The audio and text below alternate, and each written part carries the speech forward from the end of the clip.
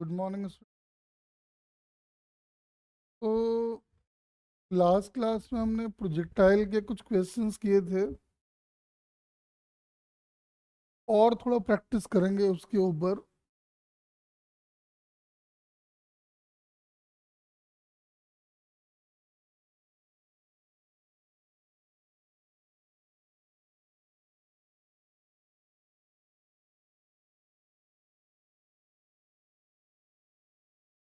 देखो, तो last class में हमने काफ़ी सारे प्रॉब्लम प्रैक्टिस कर लिए थे और भी थोड़ा प्रैक्टिस कर लेते हैं। वेलोसिटी का एंगल वैंगल वो सब तो करा ही दिए थे।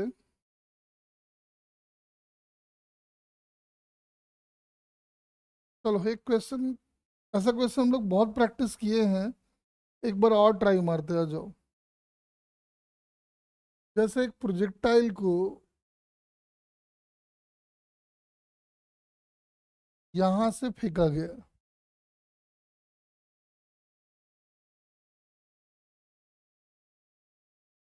विद वेलोसिटी v नॉट, ये हाइट आप h ले लो and this angle is theta. कहते हैं प्रोजेक्टाइल आया और इस इंक्लाइन प्लेन को एकदम परपेंडिकुलरली हिट किया।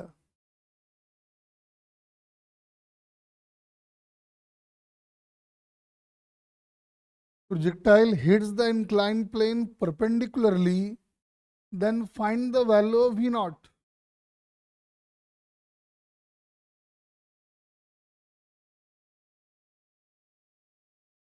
If the projectile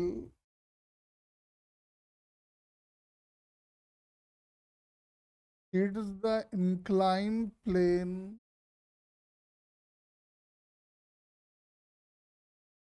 perpendicularly, then find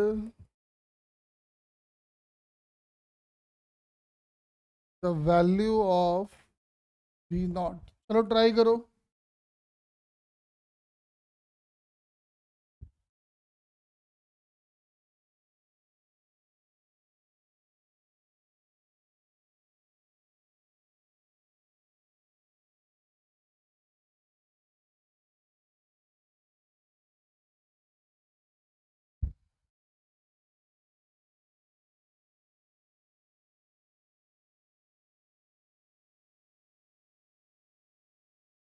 सोचो जरा एक बार, अच्छा क्वेश्चन है ये, थोड़ा सा टिपिकल क्वेश्चन में से है ये।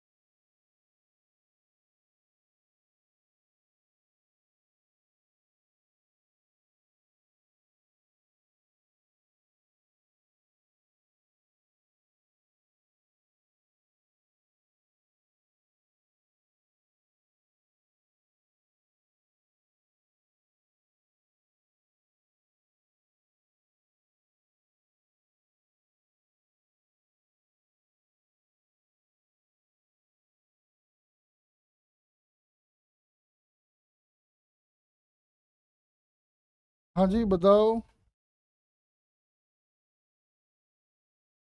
हाँ, थीटा गिवन है। Theta is given.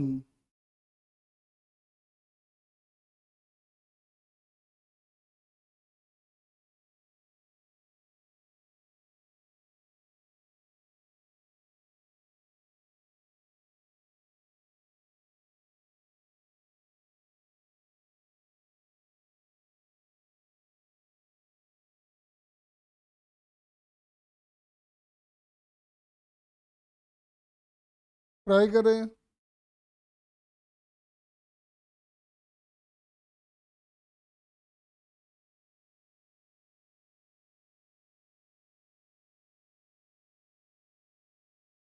वैसे तो ये question normally projectile motion over incline plane से करते हैं लोग, लेकिन आओ हम लोग कोशिश करते हैं कि इससे भी हो जाए।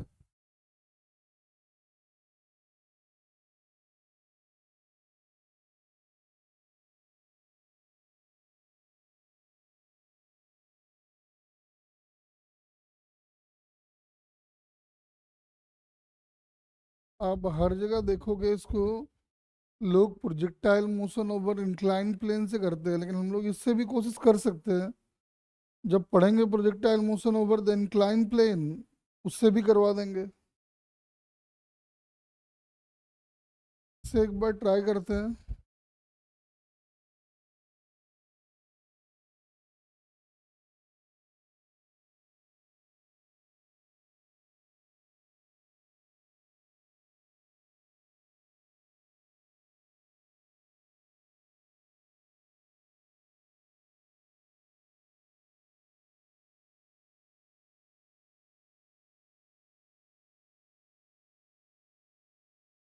वी नॉट की वैल्यू कितनी एडजस्ट कर दें हम लोग कि प्रोजेक्टाइल आके उसको परपेंडिकुलरली हिट कर जाए।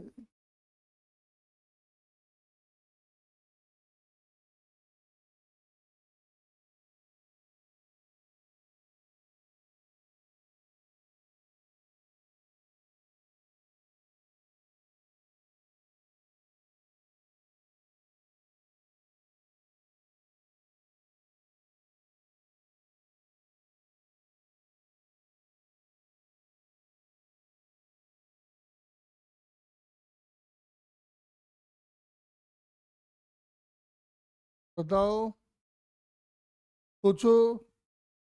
वैसे ये टिपिकल क्वेश्चन में से एक है।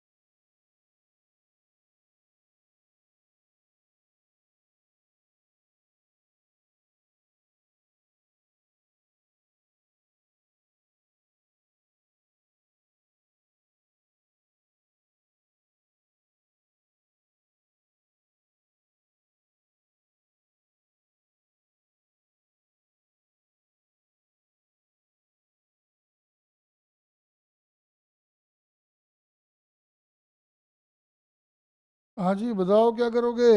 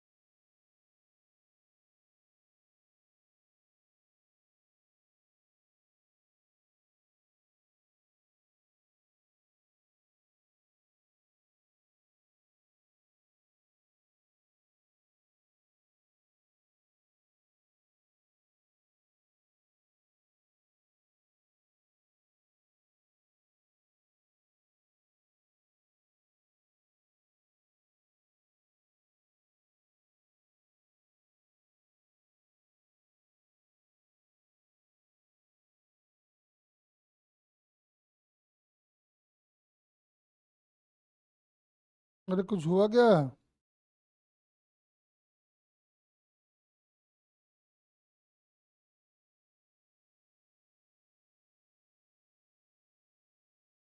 कान जी कह रहे हैं नहीं हुआ, शुभम जी ने कुछ कुछ किया है। शुभम जी ने क्या किया है?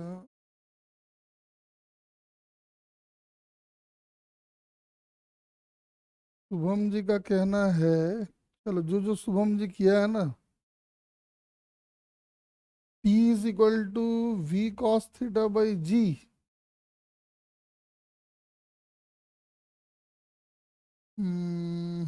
चलो ठीक है, जो जो शुभम किया है ना उसी को बेस बना के पहले काम करते हैं। इसकी वेलोसिटी को शुभम ने भी मान लिया है और वो कह रहा है कि सर इधर वाली वेलोसिटी निकाल लो और इधर वाली भी निकाल लो, और ऐसा मान लो कि ये T is equal to zero की कहानी है और ये T is equal to T की कहानी है। एक तरह से देखा जाए तो ये वाला अगर थीटा है तो ये भी थीटा होगा, तो ये अपना v cos थीटा आएगा और ये अपना v sin थीटा आएगा। और एक बात कंफर्म है कि प्रोजेक्टाइल की हॉरिजॉन्टल वेलोसिटी बदलनी नहीं है, इसका मतलब v sin theta must be equal to v not.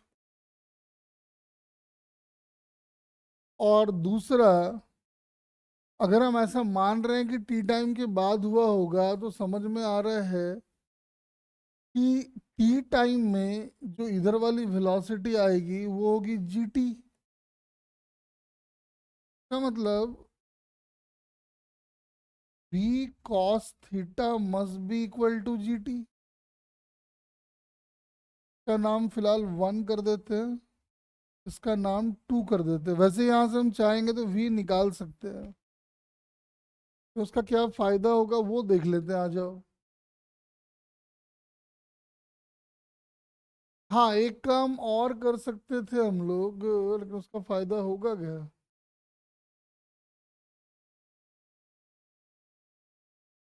उसके बाद इसने क्या किया है, tan थीटा निकाला है। tan थीटा कैसे निकाला है, तो tan थीटा कर दिया है ये और ये। हाँ ठीक है, चलो सही करा है। इसका कहना है कि सर ये वाला जो होगा ये होगा h minus half g t square, बिल्कुल सही कह रहा है। और ये वाला जो होगा ये वाला होगा वी नॉट टी। हाँ ये भी सही कह रहा है। तो tan थीटा अगर देखेंगे तो tan थीटा जो आएगा वो आ जाएगा अपना h minus half g t square divided by v naught t. लेकिन हमारा अब सबसे बड़ा टारगेट है टी को हटाना, तो क्या करते हैं, v की वैल्यू यहाँ लाके डाल देते हैं और t की वैल्यू यहाँ लाके इधर डाल देते हैं। तो v की वैल्यू हो गई v naught by sine theta, है ना, और यहाँ लाके डाल देते हैं तो ये आ जाएगा इतना। तो हटा ही देते हैं ना एक, v naught by sine theta into cos theta is equal to g t. तो टाइम अपना यहाँ से आ गया v naught cot theta by g. अब इस टाइम को निकाल के ना यहाँ डाल देते हैं लाके, तो जब यहाँ लाके डालोगे तो एक ही अननोन बचेगा वी नॉट की वैल्यू निकाल लो।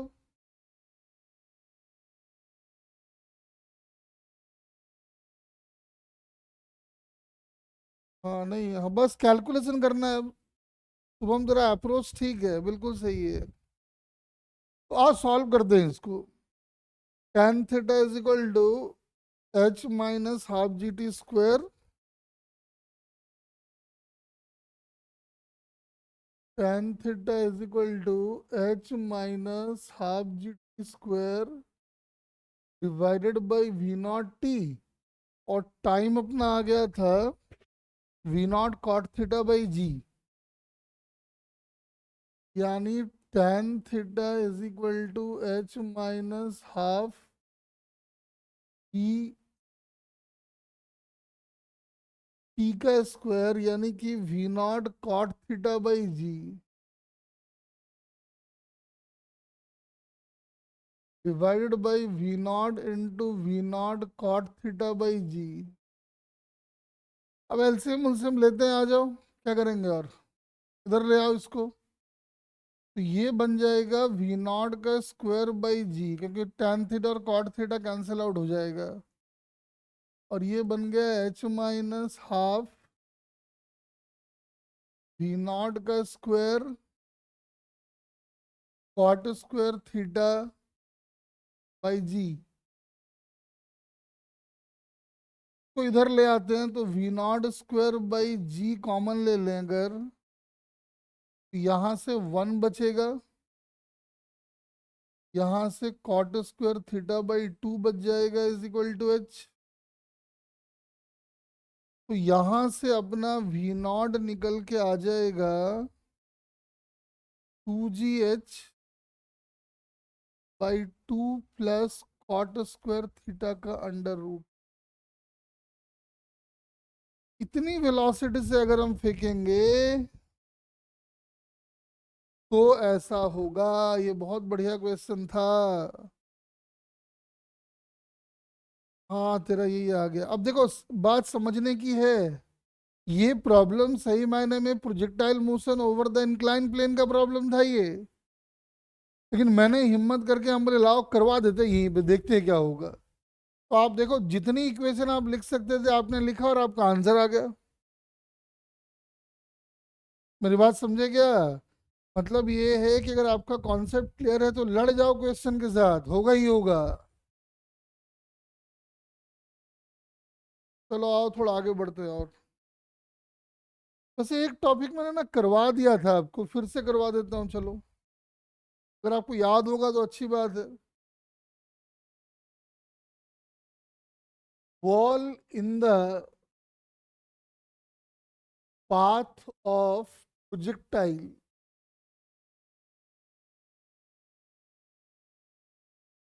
जब प्रोजेक्टाइल के रास्ते में दीवार लगा देते हैं तो क्या होगा।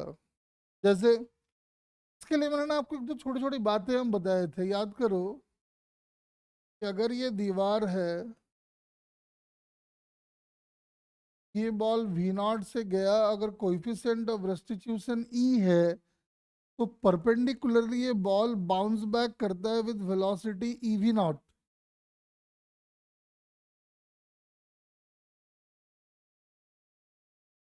एग्जाम्पल के लिए, अगर एक बॉल ऐसे आया वी नॉट से and this angle is theta, तो आप बोलोगे इधर वाला वेलोसिटी होगा वी नॉट कॉस थीटा और इधर वाला वेलोसिटी होगा v naught sine theta. Coefficient of restitution अगर ई है, समझ में आता है कि टक्कर के बाद ये वी नॉट कॉस थीटा बन जाएगा E V not cos theta. लेकिन इस वाले वेलोसिटी पे कोई असर नहीं होगा।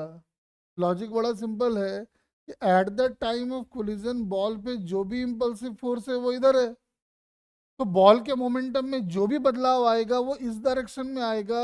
इस इंपल्सिव फोर्स का इधर वाला कंपोनेंट जीरो है, तो बॉल के मोमेंटम में इस डायरेक्शन में कोई भी चेंज नहीं आएगा। अरे याद है क्या, ये कहानी समझाए थे पहले भी। कोलिजन की छोटी छोटी बातें हैं ये।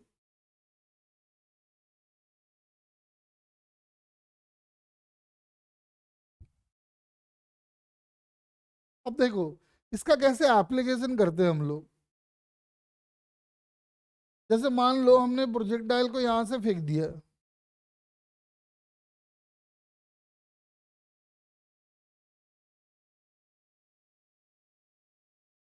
तो प्रोजेक्टाइल का रास्ता ऐसा होने वाला, ऐसा पाथ होने वाला, और मान लो कि आपने यहाँ पे दीवार लगा दिया,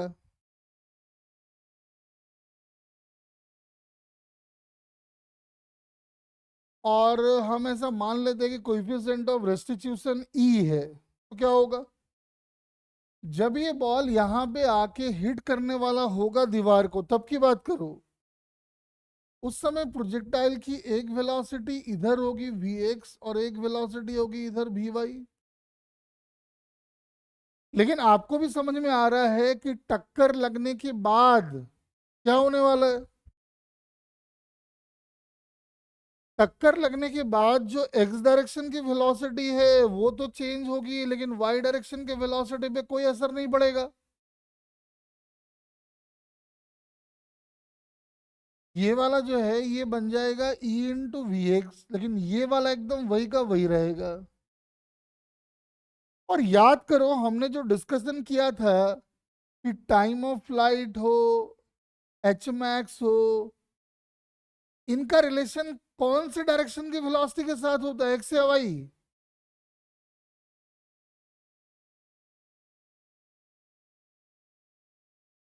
तो मुझे एक बात देख के बताओ, अगर दीवार नहीं होता तो ये जो वाइट वाला पाथ आपको दिख रहा है, और दीवार के होने की वजह से, टक्कर की होने की वजह से ये वाला जो पाथ होने वाला है, इनमें वाई डायरेक्शन के वेरिएबल में कोई बदलाव है या नहीं है?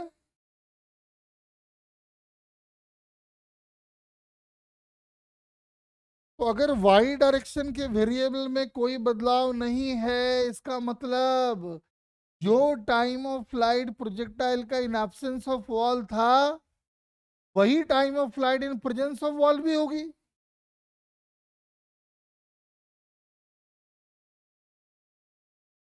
बताओ।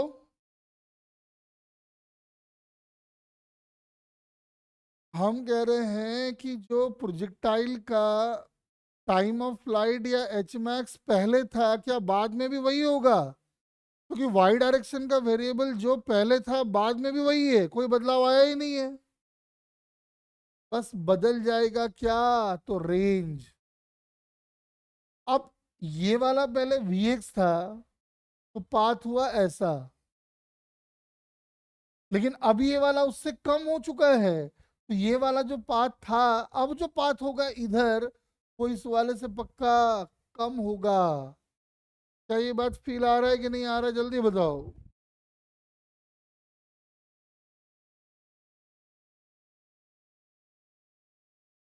तो कहने का मतलब ये है कि प्रोजेक्टाइल के रास्ते में अगर दीवार लगाया जाए, कोई भी कोलिजन क्यों ना हो रहा हो, एक बात ध्यान देने का है कि प्रोजेक्टाइल का टाइम ऑफ फ्लाइट चेंज नहीं होगा, प्रोजेक्टाइल का एच मैक्स चेंज नहीं होगा, बस रेंज की वैल्यू बदलेगी। रेंज का मतलब हुआ ये वाला प्लस ये वाला।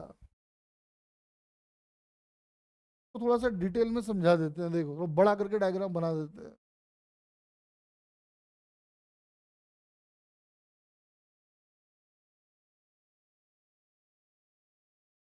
तो अगर आपने यहाँ पे दीवार लगाया, और मान लेते हैं कि कोएफिशिएंट ऑफ रेस्टिट्यूशन इज 1, मुझे एक बात बताओ, टक्कर लगने से पहले वाला हम इधर बना रहे हैं, ठीक है ना, थोड़ा जगह कम पड़ जाता है। ये वी एक्स, ये वी वाई। टक्कर, अभी हम कोएफिशिएंट ऑफ रेस्टिट्यूशन 1 की बात कर रहे हैं, तो टक्कर लगने के बाद क्या होगा, ये वाला आ जाएगा वी एक्स और ये वाला आ जाएगा वी वाई।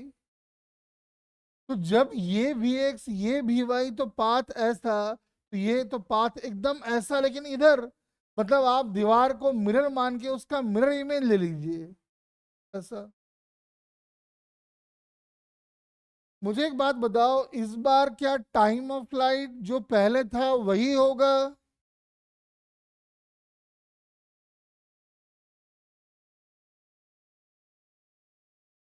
क्या रेंज भी वही होगा? रेंज मतलब हमारा ये वाले से है, कंफ्यूज मत होना, ये प्लस ये। और क्या एच मैक्स भी वही होगा? मतलब अगर कोएफिशिएंट ऑफ रेस्टिट्यूशन 1 है, तो ना रेंज की वैल्यू बदलेगी, ना एच मैक्स की वैल्यू बदलेगी, ना टाइम ऑफ फ्लाइट की वैल्यू बदलेगी, लेकिन कब? जब ई की वैल्यू 1 है। तो एक तरीका मिल गया अपने को बड़ा अच्छा, कि अगर ई की वैल्यू 1 हो और प्रोजेक्टाइल के रास्ते में दीवार लगा दे, तो आपको कुछ नहीं करना है, दीवार को मिरर मानते हुए उसका मिरर इमेज ले लेना है। आओ देखते हैं एक बार, कुछ छोटे छोटे क्वेश्चन देखते हैं। जैसे मान लो आपने प्रोजेक्टाइल को फेंका, हमने क्या किया, दीवार लगा दिए इधर। अभी अभी हम डील कर रहे हैं E = 1 से, ठीक है ना, बाकी वाले को बाद में देखेंगे। तो समझ में आ रहा है कि जो पाथ बनेगा वो एकदम ऐसा बनेगा, देख लो। लेकिन अगर आपने प्रोजेक्टाइल को रास्ते में दीवार ऐसे लगाया होता इधर, तो आप देख सकते हो कि इसका मिरर इमेज लेंगे तो ऐसा नजर आएगा। इसका मतलब इस बार जो बॉल है वो पॉइंट ऑफ प्रोजेक्शन से पीछे गिरेगा, लेकिन ये जो रेंज है अभी भी वही होगा, जो एच मैक्स था अभी भी वही होगा। देख लो, दिख रहा है, कोई बदलाव नहीं आया। और टाइम ऑफ फ्लाइट का मतलब ये प्लस ये, और पहले था ये प्लस ये। अब देख सकते हो सब कुछ सेम है, कोई कुछ नहीं बदला है। बाई चांस अगर आपने मान लो कि प्रोजेक्टाइल को हमने ऐसे फेंका, प्रोजेक्टाइल का रास्ता ऐसा होना, और आपने एकदम यहाँ पे दीवार लगा दिया, एकदम हाईएस्ट पॉइंट पे दीवार लगाए हो, तो क्या होगा मेरे नन्हे मुन्ने, जल्दी बताओ। बॉल फाइनली जाके कहाँ पे गिरेगी, जल्दी बोलो।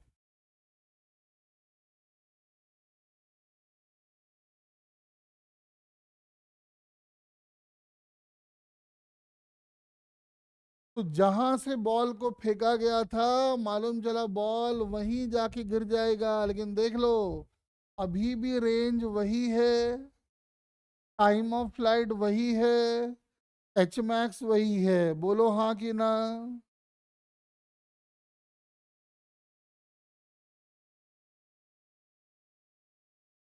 देखो क्या है ना कि अब आप 12th में आ गए हो, तो हम दोनों टॉपिक को मिला के आपको करा सकते हैं, ठीक है ना, आप समझ सकते हो। और जब दोनों टॉपिक मिलेंगे ना तो अच्छा क्वेश्चन बनेगा, ठीक है। तो आओ थोड़ा सा हम लोग इसके ऊपर कुछ क्वेश्चन भी और कर लेते हैं, आ जाओ। देखो, जैसे मान लो ये दो दीवार है, और मान लो कि मैंने एक प्रोजेक्टाइल को यहाँ से फेंका, एंगल वैंगल दिया है, और सपोज कर लो कि ये वाला कुछ आपका एच है।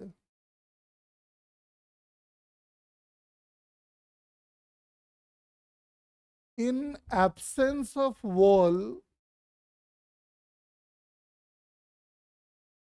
जो रेंज था इस 5H, बोला है कि जब दीवार नहीं था तब रेंज था 5H। बोला जितने भी कोलिजन होंगे उनको आप इलास्टिक मानिए, और बताइए कितने कोलिजन्स होंगे, ये सब बातें आपसे पूछ रहा है। आओ ध्यान से समझते हैं। अब ये कह रहा है कि दीवार अगर नहीं होता तब तो इसका रेंज होता 5H, यानी एच मैक्स यहां पे आएगा। यानी जब तक वो 5H/2 हॉरिजॉन्टल डिस्प्लेसमेंट नहीं ट्रैवल करेगा तब तक उसका एच मैक्स नहीं आएगा। और आपने अभी सीखा है कि अगर इलास्टिक कोलिजन हुआ तो प्रोजेक्टाइल का ना तो एच मैक्स बदलेगा, ना तो टाइम ऑफ फ्लाइट बदलेगी, ना ही रेंज बदलेगा। आओ इसी कॉन्सेप्ट को हम लगाने वाले हैं,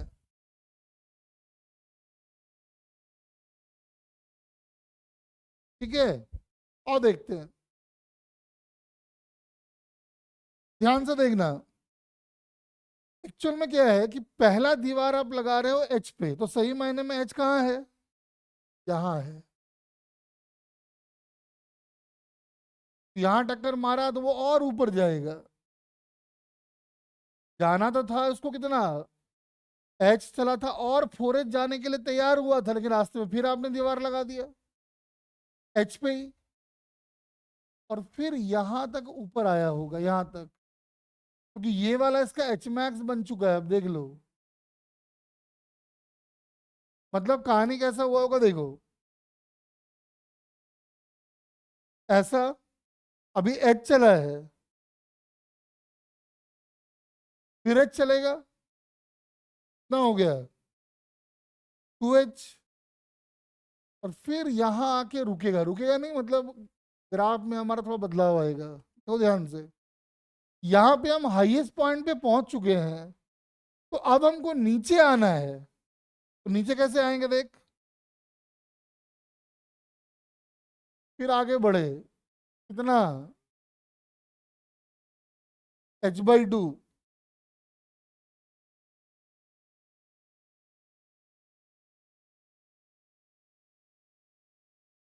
देखो,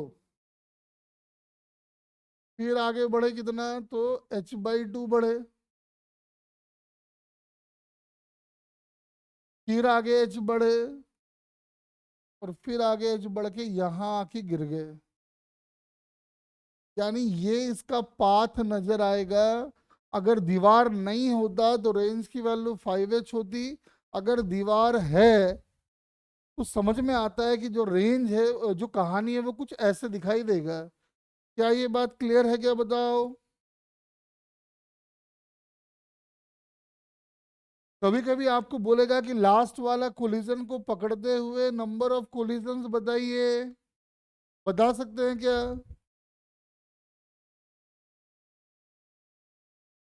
कभी कभी बोलेगा नहीं, लास्ट वाला को छोड़ के नंबर ऑफ कोलिजन बताइए, बता सकते हैं क्या।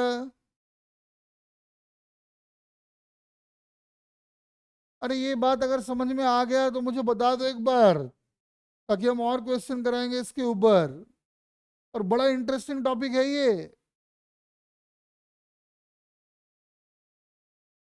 क्योंकि ये कॉम्बिनेशन है प्रोजेक्टाइल और कोलिजन का।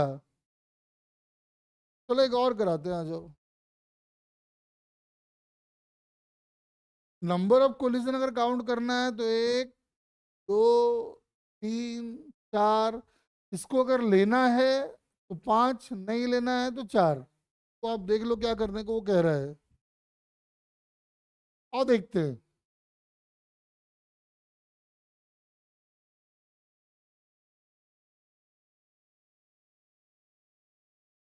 ये अपना एच है,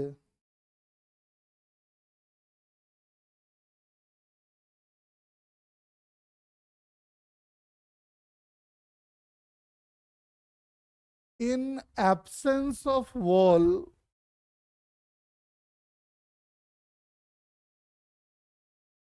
रेंज इज 7h, और जितने भी कोलिजन हो रहे हैं they are all elastic in nature. चलो ट्राई करो।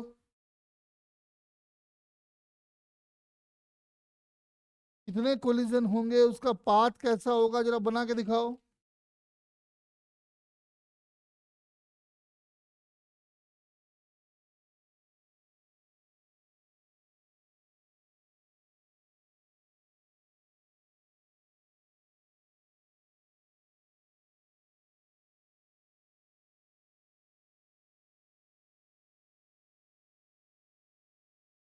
कितने कोलिजन होंगे, कैसा पाथ होगा, अच्छे से बना के दिखाओ एकदम।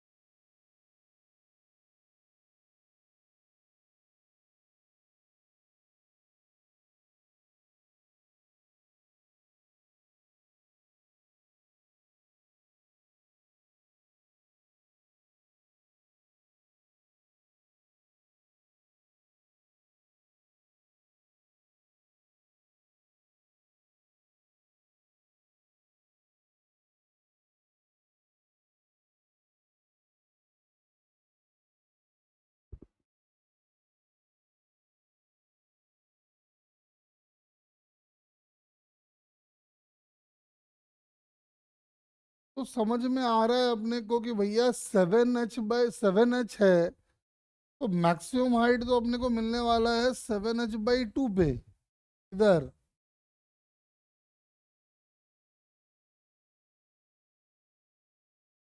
तो क्या होगा कि पहले आप चले h,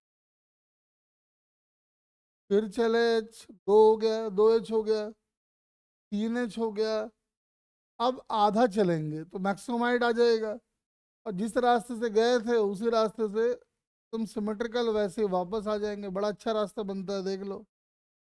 ऐसा, ऐसा, ऐसा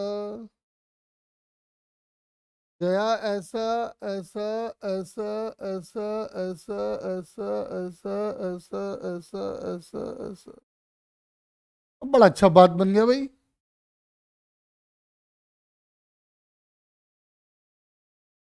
एक और लेते हैं, आओ। मान लो कि ये दो दीवार है,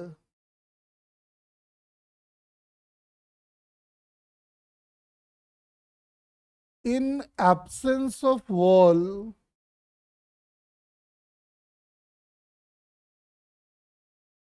रेंज इज 10 H।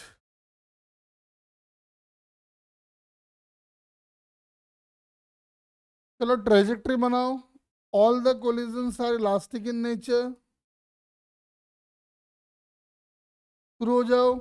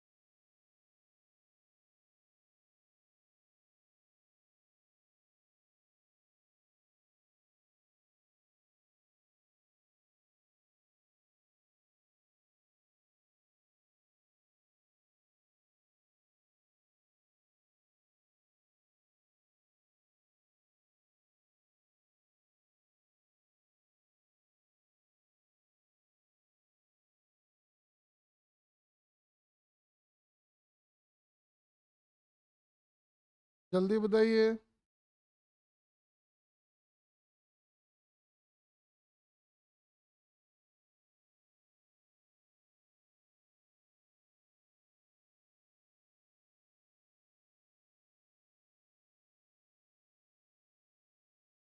हाँ, वो आपको देखना है कि लास्ट वाला को पकड़ने को कह रहा है कि नहीं कह रहा है, उसके हिसाब से आपको काम करना है।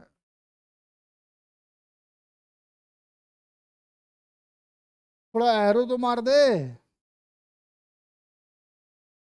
कौन किधर गया नहीं गया कुछ नहीं पता चल रहा है।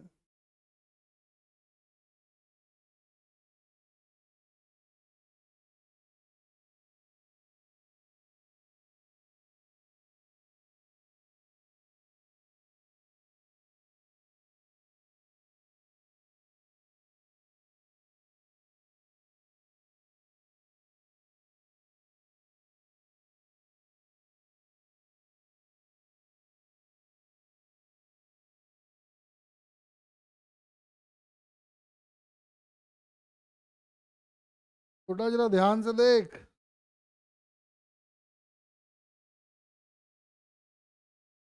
सर एक से तीन, सर एक से तीन, फिर तीन से पाँच, सेम डिस्टेंस होगा क्या?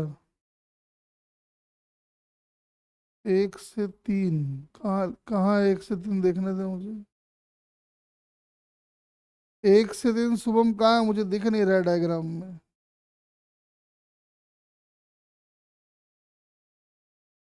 नहीं, एच मैक्स सेम नहीं होगा। जो एच मैक्स तो सेम होगा, सॉरी, वो जो इंडिविजुअल आप कह रहे हो ना वो सेम नहीं होगा। हाँ, कम होते चला जाएगा, क्योंकि जैसे जैसे आप ऊपर जा रहे हो तो वेलोसिटी घट रही है ना।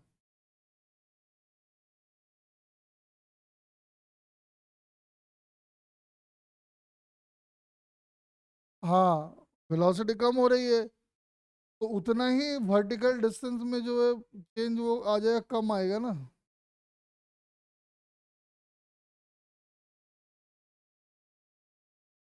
चलो आओ देखते हैं। समझ में आ रहा है कि रेंज अगर 10H है, इसका मतलब ये अगर V0 है तो 5H पे अपना मैक्सिमम 5H पे अपना मैक्सिमम हाइट आएगा, समझ में आ रहा है। तो 5H तक तो सोचना ही नहीं है, ऊपर ही ऊपर जाना है आपको। H 2H 3H 4H 5H, यानी ये मेरा एच मैक्स है। और एच मैक्स पे वेलोसिटी एकदम हॉरिजॉन्टल होती है। तो अगर यहाँ पे वो हॉरिजॉन्टल हिट किया होगा तो जिस रास्ते से गया होगा उसी रास्ते से वापस आएगा ना।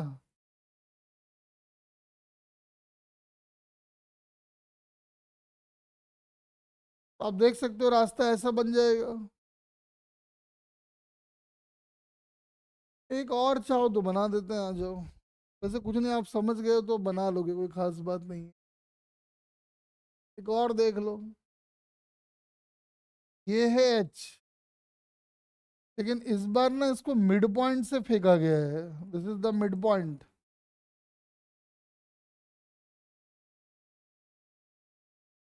इन absence of wall, range suppose कर लो 10H ही है, चलो। पता करो पाथ कैसा बनेगा। All the collisions are elastic in nature.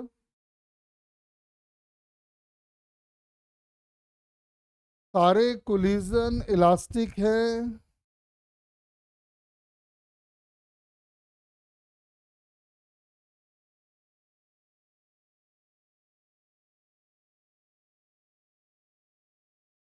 फटाफट जरा बताओ।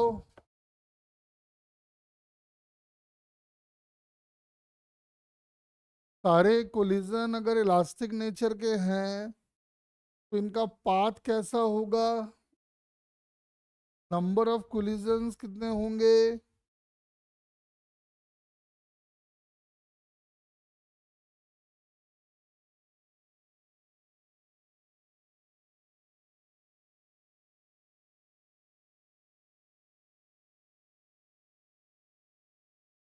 फटाफट जरा बताइए।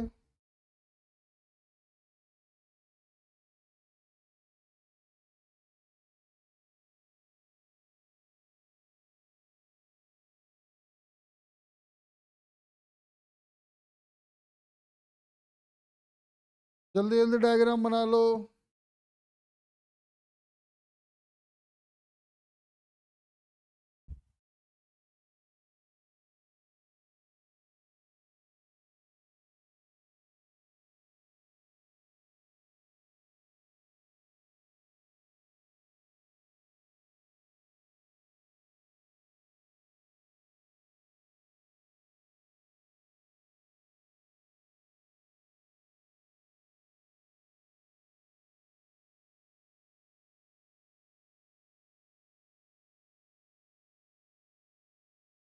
जल्दी, पूरा कलाकारी में खो गए हो तुम लोग।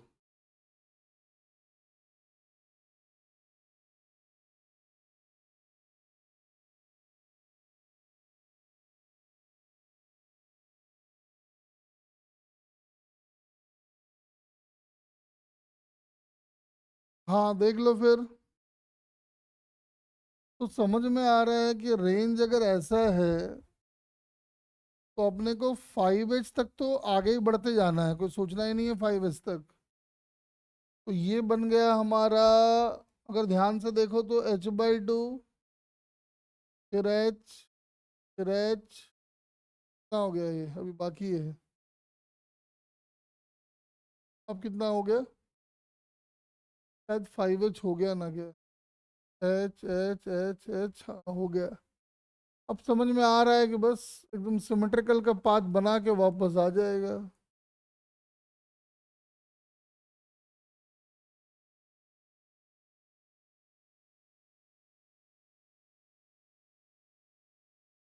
देख सकते हो ये बात बन गया। जाते वक्त ऐसा है,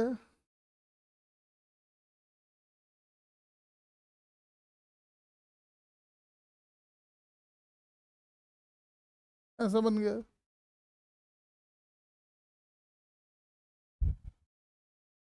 तो छोटी छोटी बातें हैं, ठीक है ना, अब हम ज़्यादा डिटेल में इसमें नहीं जाते। चलो एक दो और करा देते हैं, इस तरह का नहीं, थोड़ा सा अलग करवा देते हैं जो, जैसे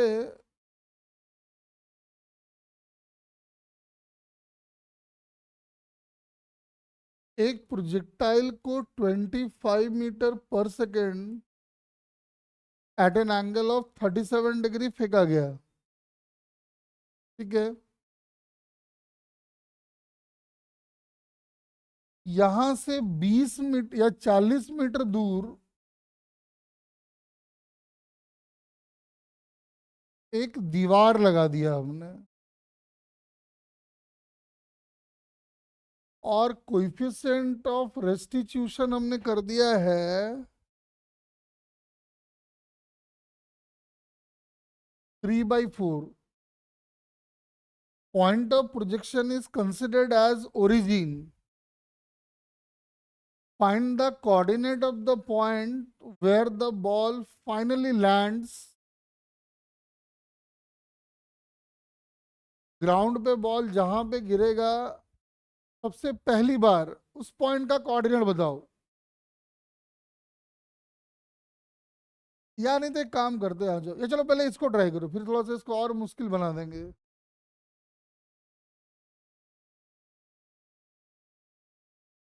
तो ट्राई करो, फिर थोड़ा सा और अच्छा क्वेश्चन बना देंगे।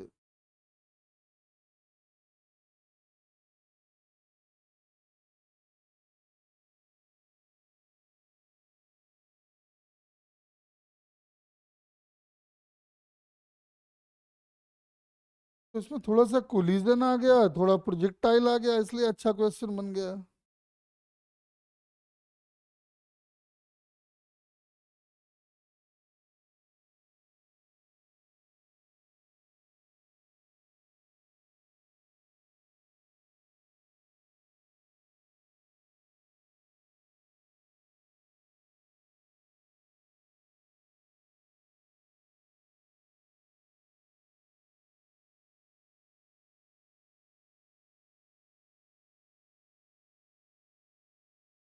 कह रहा है अगर ई की वैल्यू 3/4 है, तो बताइए बॉल फाइनली जहां पे लैंड करेगा, ग्राउंड को हिट करेगा, उस पॉइंट का कोऑर्डिनेट क्या होगा।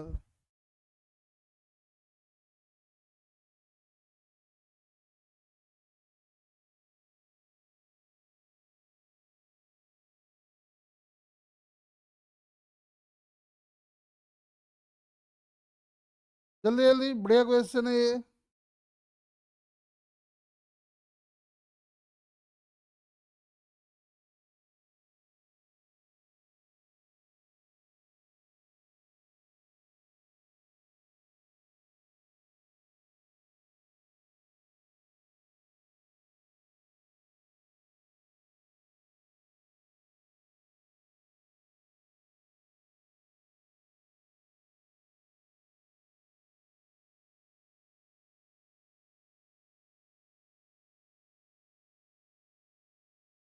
फाइंड करें।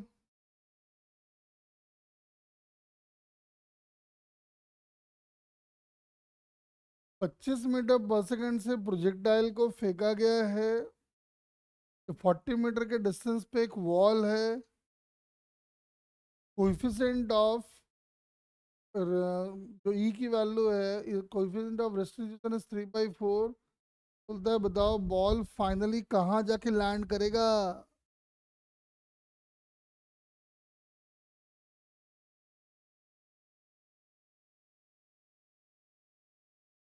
फटाफट ट्राई करें।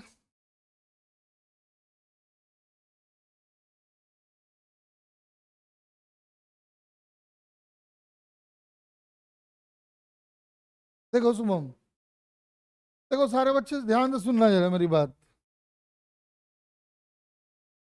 पहले तो एक काम करो कि अगर दीवार नहीं होता तो इसका रेंज कितना होता वो निकाल लो। और टाइम ऑफ फ्लाइट कितना होता है वो भी निकाल लो। मुझे एक बार, अगर दीवार नहीं होता तो इसका रेंज और टाइम ऑफ फ्लाइट जरा निकाल लो तो कितना आएगा।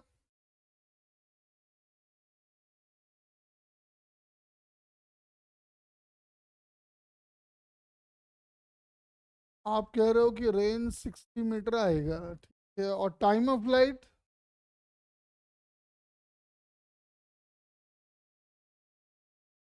टाइम ऑफ फ्लाइट 4 सेकंड आ रहा है, 4 सेकंड नहीं आना चाहिए, 3 आएगा मेरे हिसाब से, देखो तो।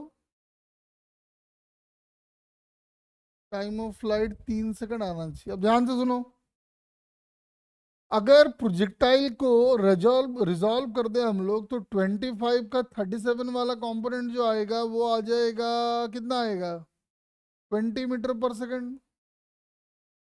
और एक इधर वाला जो है वो आ जाएगा 15 मीटर पर सेकंड।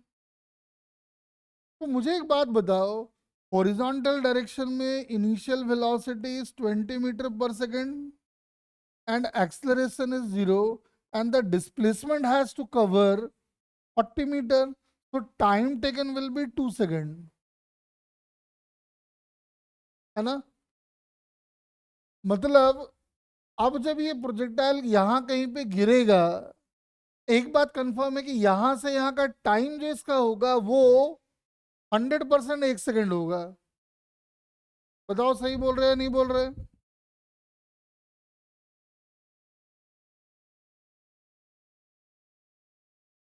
तो चलो अब देखते हैं, जब ये यहाँ पे आया होगा तो हिट करने से पहले उसकी हॉरिजॉन्टल वेलोसिटी वो तो कांस्टेंट रहनी है, 20 मीटर पर सेकंड।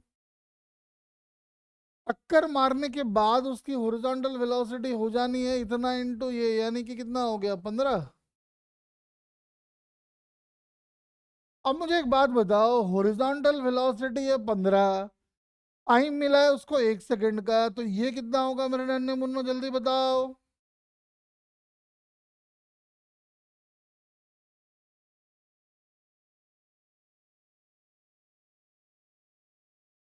अरे ये कितना होगा जल्दी बताओ। अरे देखो ना, इधर की वेलोसिटी है 15 और टाइम मिला है उसको यहाँ से यहाँ 1 सेकंड, तो ये वाला 15 हो गया। तो ये वाला अगर 15 है तो कोऑर्डिनेट तो सीधा ही निकल आया, शुभम जी कहाँ उलझ रहे हो।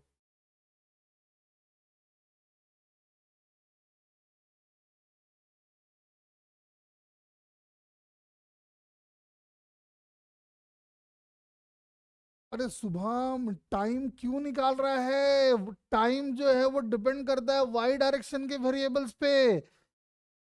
ये वाला वाई, ये वाला वाई सेम, दोनों का एच सेम, तो ऑब्वियसली दोनों का टाइम भी सेम, जो कि 1 सेकंड होगा। क्यों मेहनत कर रहे हो। अब क्यों इसमें तो उलझा रहा था, अरे अब सब निकलवाएगा अभी हमसे। रेन 60, 2 सेकंड किया, क्या किया है, हाइट निकाला है 15 × 2 -½ इंटू इतना किया। चल ढूंढ तो दूंगा अभी। 10 मीटर हो गया हाइट, चलो ठीक है, 10 मीटर हाइट हो गया। भी वाई आपने निकाल लिया है, -5 आ रहा है, बिल्कुल सही है। अब आपने क्या किया है, टाइम निकाला है, ठीक है। अब गड़बड़ क्या किया, सुन ध्यान से। गड़बड़ ये क्या है मेरे शुभम जी, जब आप डिस्प्लेसमेंट माइनस में लिख रहे हो तो यू भी तो आप नीचे को प्लस मान के लिख रहे हो, या ऊपर को प्लस मान के लिख रहे हो, सॉरी। तभी तो आपका डिस्प्लेसमेंट आ रहा है -10, तो यू भी तो -5 होना चाहिए था।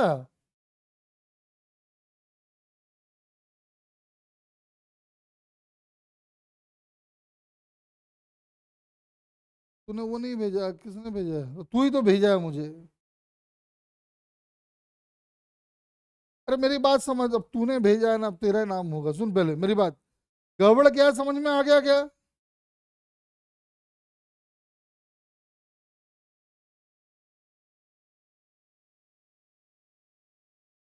नहीं पहले तूने, अरे पहले तूने मुस्कान वाला भेजा था ना, पहले मुस्कान वाले में बोल, वहां गड़बड़ी क्या है समझ में आ गया क्या।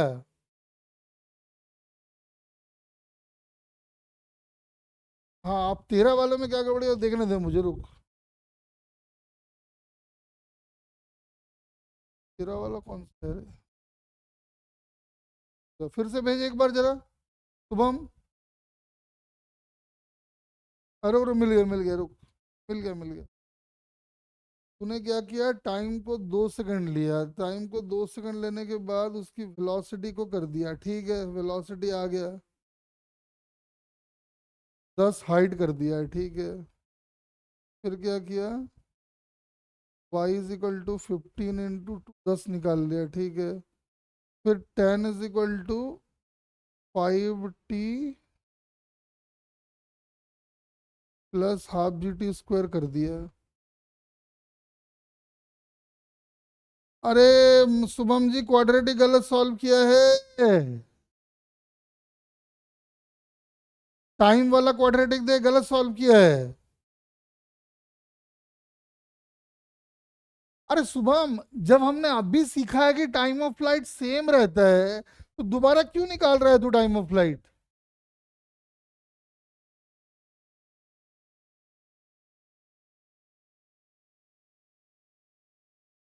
बोल। अभी मैंने बताया था ना कि दीवार हो या नहीं हो, टाइम ऑफ फ्लाइट वही रहता है ना। तो दीवार के एब्सेंस में जो टाइम ऑफ फ्लाइट है वो निकाल के आप बता रहे हो कि 3 सेकंड आ रहा है, ठीक है। तो इन एब्सेंस ऑफ वॉल अगर टाइम ऑफ फ्लाइट 3 सेकंड है और यहां से का टाइम 2 सेकंड है, तो यहां से का टाइम अंडरस्टूड हो गया, 1 सेकंड होगा।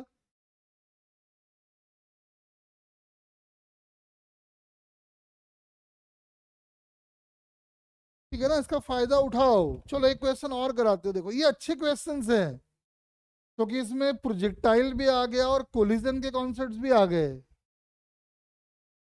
जैसे और देखो, ये सब टिपिकल क्वेश्चंस हैं। जैसे कभी कभी आएगा, दे दिया 25 मीटर पर सेकंड से फेंका, थीटा को ले लो 37, और इस बार कर देते हैं कुछ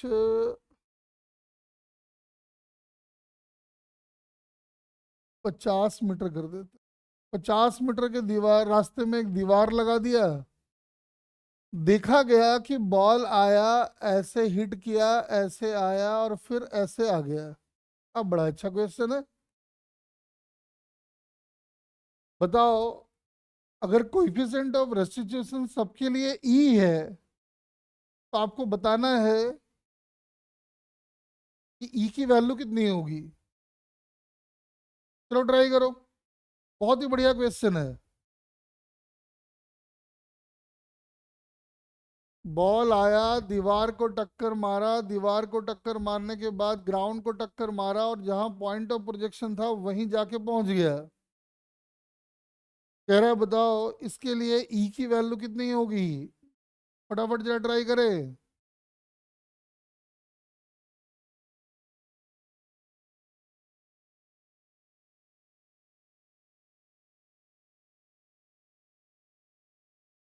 जो स्टार्टिंग के थ्योरीज है उनको ध्यान से एक बार समझना है, देखना है। स्टार्टिंग के थ्योरी समझ में नहीं आएगा तो क्वेश्चन नहीं होगा।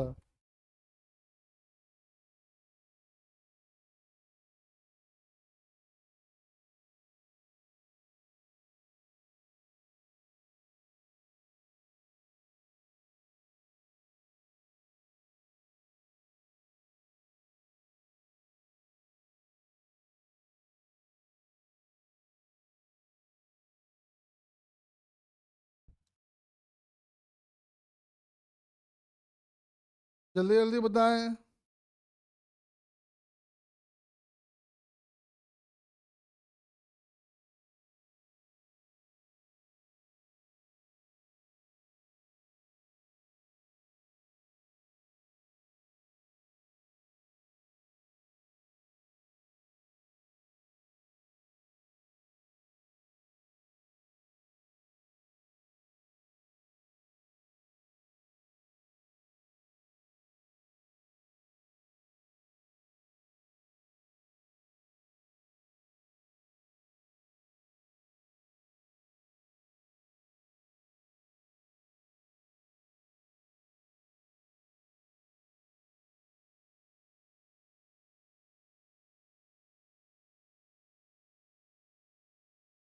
देखते हैं बेटा, मुझे आंसर तो याद है नहीं।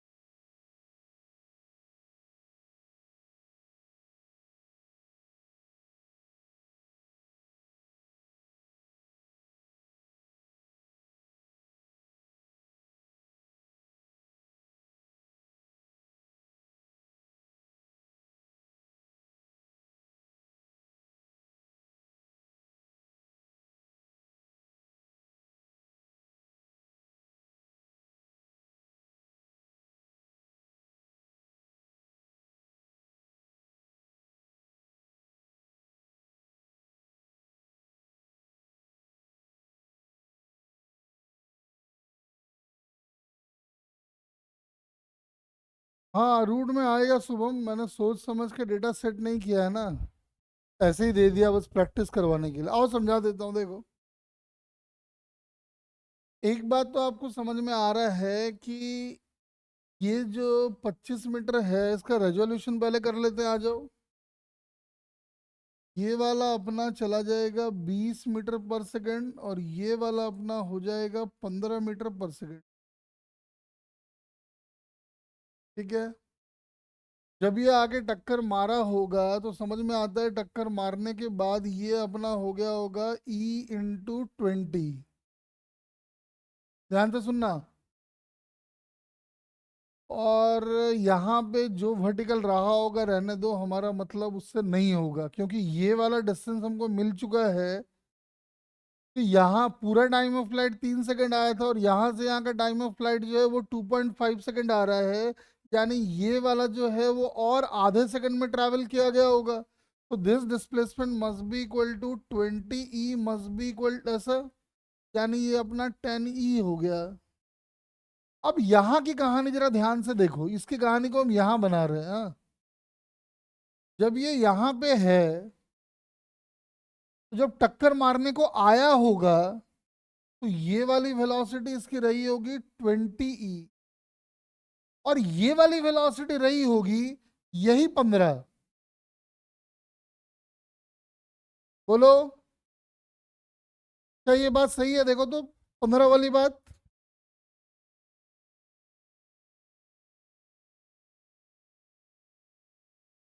15 वाली ये जो बात हम लिख रहे हैं कि यहाँ जब आके बॉल हिट करने वाला होगा तो उसकी डाउनवर्ड वेलोसिटी 15 होगी। सही है गलत है? देखो,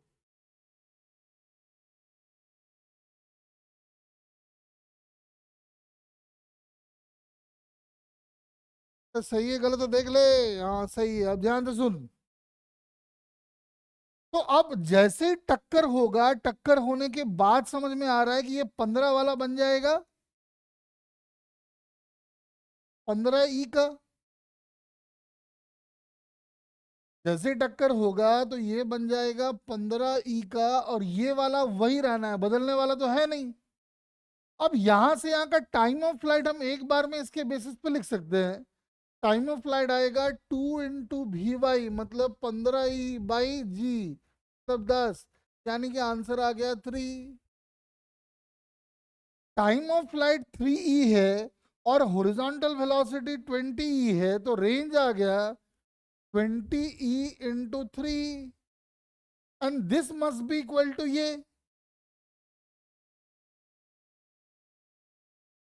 ठीक है ना? अब क्या करेंगे देखो जरा, ये वाला डिस्टेंस कितना आएगा? ये वाला हम निकाले थे क्या, ये डिस्टेंस?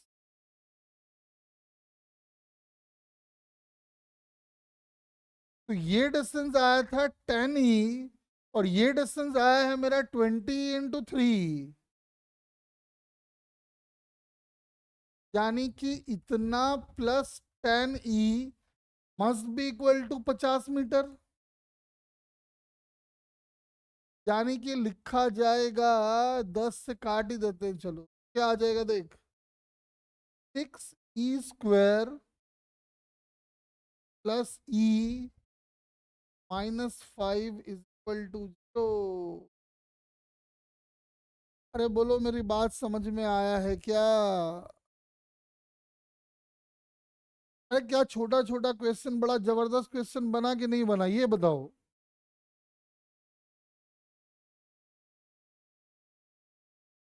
मुस्कान कह रही है कि नहीं नहीं, कैसे यूज कर सकते हैं?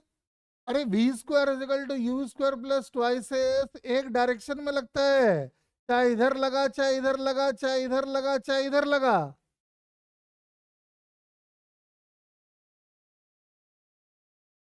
मुस्कान जी, जो रिजल्ट सीखा है उसका यूज करें, वरना हम रिजल्ट क्यों बताए होते हैं आपको?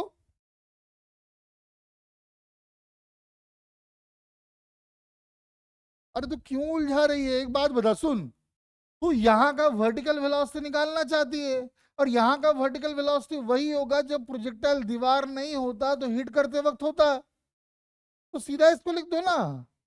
अरे एक बार तो आपको बताया कि प्रोजेक्टाइल के रास्ते में दीवार लगाओगे तो वाई डायरेक्शन के वेरिएबल्स नहीं बदलते हैं। तुम बार बार इक्वेशन लगा के उसको निकालने के पीछे क्यों पागल हो?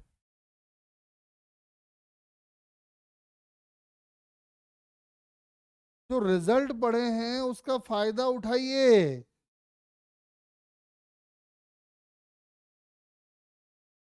अरे सुबह में एक बार बता, जो अपने को पता है कि उसके पीछे क्या ड्रामा करना है निकालने का।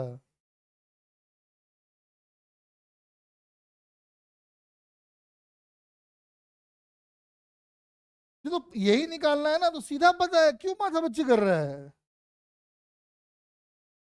अब मैं बोलूंगा शुभम तेरा नाम क्या है, तू बोला सब मैं इक्वेशन से प्रूव करके दिखाऊंगा, तो क्या जरूरत लगा है?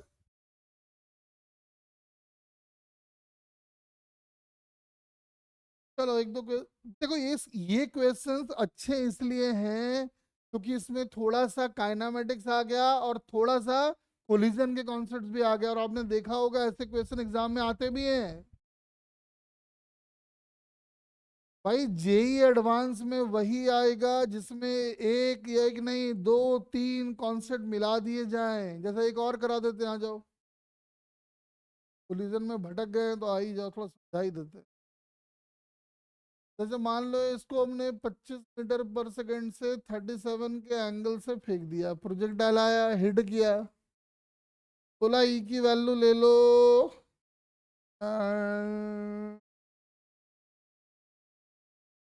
2/5 ले लो, चलो 2/5 कम हो जाएगा क्या, 3/5 ले लेते हैं। ई की वैल्यू 3/5 ले लो, अब क्या होगा? प्रोजेक्टाइल आएगा टक्कर मारेगा, बोला बताओ भाई, इस वाला प्रोजेक्टाइल का रेंज क्या होगा?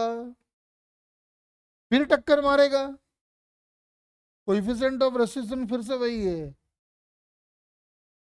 इस वाले प्रोजेक्टाइल का मुझे एच मैक्स बताओ,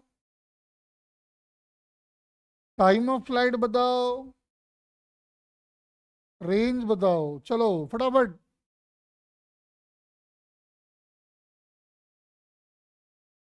एकदम स्ट्रेट सिंपल सोचो, इतना कॉम्प्लिकेटेड मत करो। जो हमें पता है उसको कॉम्प्लिकेटेड करने की जरूरत नहीं है, रिजल्ट्स का यूज करें, लिखे कम सोचे ज्यादा।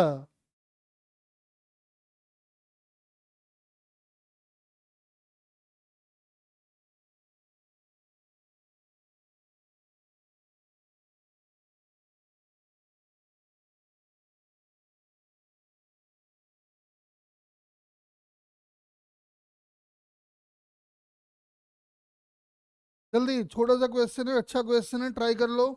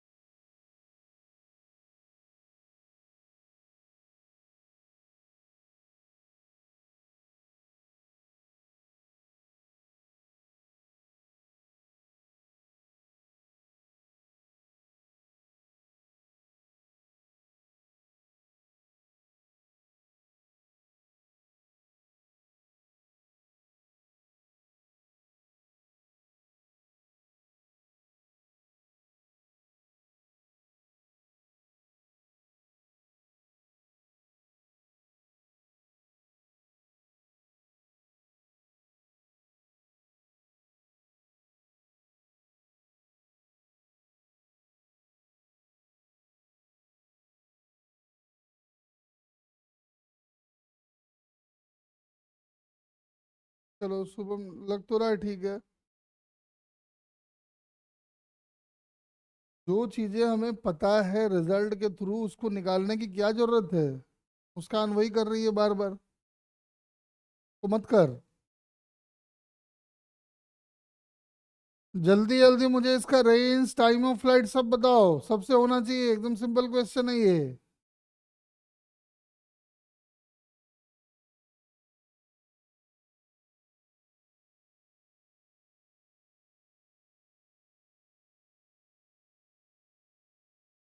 मुस्कान तू सेकंड वाले का बता रही तो पहले वाले का ही बता। वो मतलब सेकंड उसका नाम दिए क्या? ठीक है ठीक है। अरे शुभम देख, तो तेरा आंसर मैच कर रहा है इसके साथ, देख।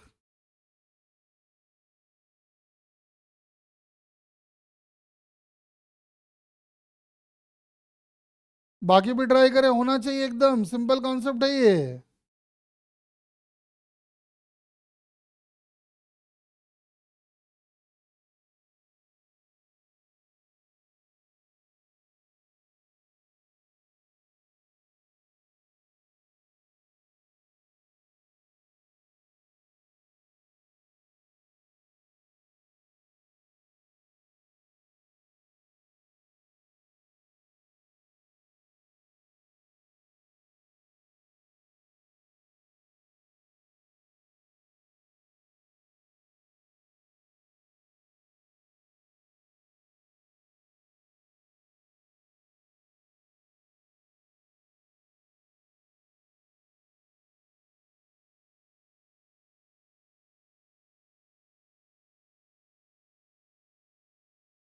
चलो और मैं समझाता हूँ, देखो। तो एक बात समझ में आ रहा है कि जब ये आके ग्राउंड को हिट करने वाला होगा, तो हिट करने वाला होगा को यहाँ दिखा रहा है। ये 20, ये 15, टक्कर मारा, ये 9 का हो गया। और ये तो वही रहेगा, बदलने वाला है नहीं। समझ में आ रहा है कि जो टाइम ऑफ फ्लाइट आएगा इस वाले के लिए हो गया 2 × 9/10, यानी कि 1.8 सेकेंड। अब आता है रेंज, तो 20 में इससे मल्टीप्लाई कर देते हैं, तो 1.8 × 20 कितना हो गया? 20 × 1.8 यानी कि 36 आ गया ना। और एच मैक्स अगर चाहिए तो आ जाएगा 9 का स्क्वायर बाई 20, देख लो जो भी आएगा। अब इस वाले प्रोजेक्टाइल की बात करो तो समझ में आता है कि टक्कर लगने के बाद ये वाला 9 का फिर से 3/5 आ जाएगा, यानी ये कुल मिला के 27/5 हो जाएगा। और ये वाली वेलोसिटी वही 20 रहेगी। तो समझ में आ रहा है कि टाइम ऑफ फ्लाइट अगर निकालते हैं तो टाइम ऑफ फ्लाइट आएगा 2 × 27/5/10। और रेंज अगर चाहिए तो इसमें हॉरिजॉन्टल वेलोसिटी से और मल्टीप्लाई कर दो। और मैक्सिमम हाइट चाहिए तो 27/5 का स्क्वायर बाई 2 × 10 कर दो। बाकी सब चीज़ें निकल के आ जाएंगी।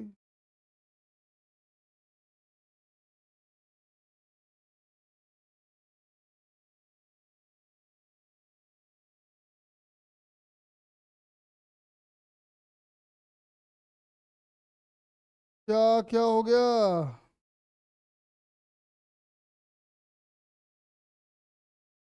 तो मत मान, किसको मनवा रहा है? बोल, मैं मानता हूँ ना, बोल।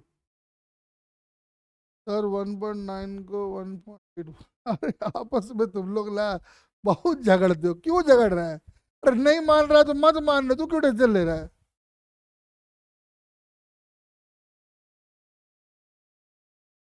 शुभम, अरे लड़का, सुनना। टाइम ऑफ फ्लाइट किसका निकालना है? ये तो आ गया ना, ये तो यही बोल रहा है क्या?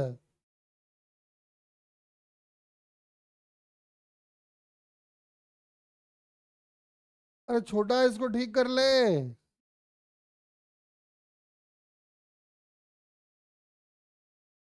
ठीक है चल। अरे छोटा, कैलकुलेशन देख लिया, अगर उसका बीपी क्यों बढ़ा रहा है तो। और सुबह में कौन क्या कर रहा है तुझे क्यों दिमाग, तो अपने ध्यान मतलब रखना।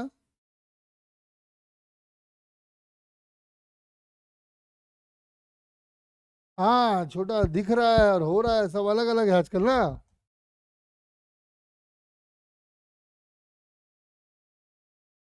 देख सुन, तू बताता है, लोग आर्गुमेंट करना शुरू करते हैं, क्यों माथा पच्ची करता है?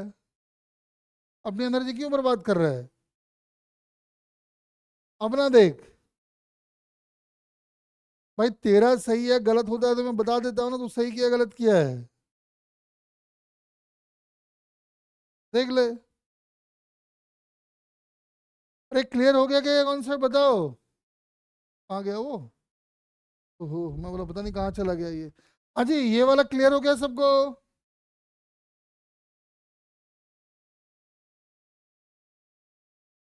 अरे बोल। तो सन्नाटे में चले गए।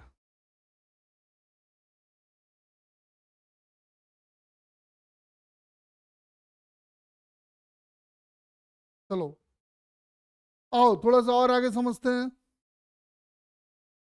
अब ना थोड़ा सा एक काम करते हैं, थोड़ा सा आगे वाला प्रोजेक्टाइल कर लेते हैं, उसके बाद हम थोड़ा सा फिर लास्ट में जोड़ जाड़ के और भी प्रॉब्लम कराएंगे, थोड़ा सा एक रिजल्ट कर लेते हैं, आ जाओ।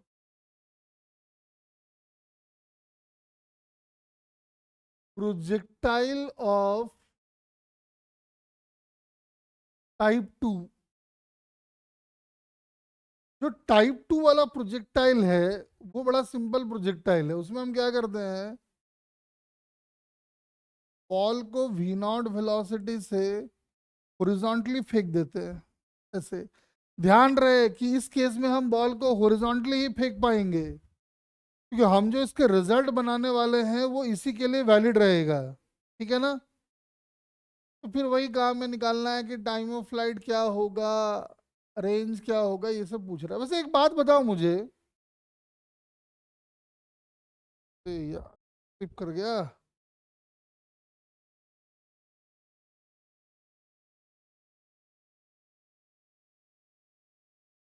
1 मिनट रुक जाओ बेटा, ये वोल्टेज फ्लक्चुएट कर गया, ट्रिप कर गया ये। आज आपको नोट्स भी नहीं मिल पाएगा, जिसको नोट्स देखना है वो वीडियो से ही देखेगा।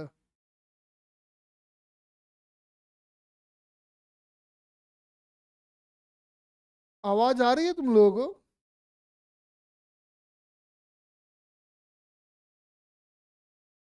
तो वीडियो गायब हो गया, 1 मिनट रुक जाओ केवल। अचानक से वोल्टेज फ्लक्चुएट किया ना, उसमें ये ट्रिप कर गया।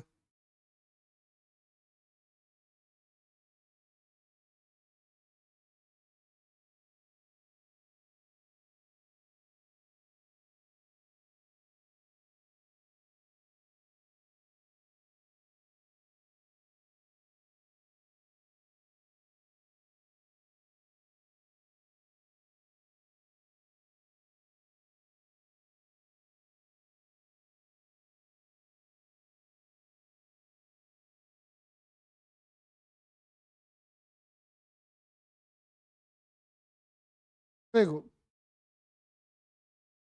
तो अगर हम प्रोजेक्टाइल को हॉरिजॉन्टली फेंक रहे हैं,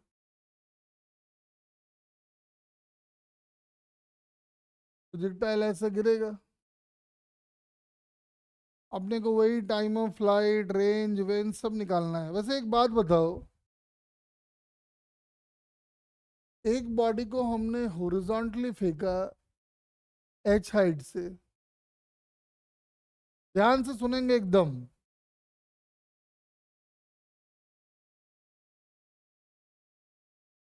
और एक बॉडी को हमने रिलीज कर दिया।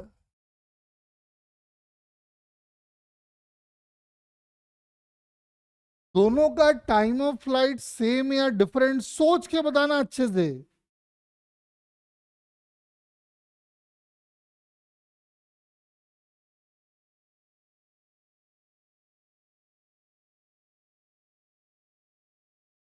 देखो, जो टाइम ऑफ फ्लाइट आता है ना, वो डिपेंड करता है वाई डायरेक्शन के वेरिएबल्स पे।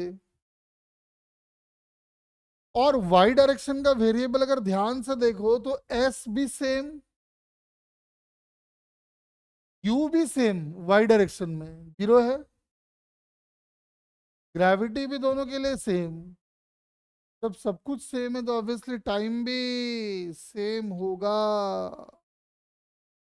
एस भी सेम, यू भी सेम, ए भी सेम, तो ऑब्वियसली टी भी सेम। तो दोनों का टाइम। अब मुझे एक बात बताओ, मैंने यहाँ पे बताया था आपको कि टाइम ऑफ फ्लाइट आता है √2h/g, कुछ याद आया क्या? भाई रिजल्ट्स याद रखें, अगर रिजल्ट नहीं याद रखोगे तो फिर पढ़ाई बिल्कुल बेकार हो जाएगा। तो इसका टाइम ऑफ फ्लाइट भी √2h/g हो गया। बहुत आसान काम हो गया हमारे लिए। यानी इसका टाइम ऑफ फ्लाइट तो पता चल गया कि भैया टाइम ऑफ फ्लाइट जो होगी वो होगी √2h/g। एक काम तो मैंने फटाफट देख के कर लिया है। अब आता है ये डिस्टेंस जो कि कहलाता है रेंज। आप समझ में आ रहा है कि जो रेंज आएगा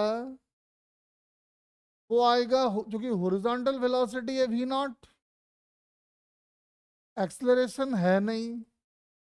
तो horizontal displacement can be written as horizontal velocity multiplied by time, यानी v0 इंटू √2h/g। ये अपना रेंज हो गया।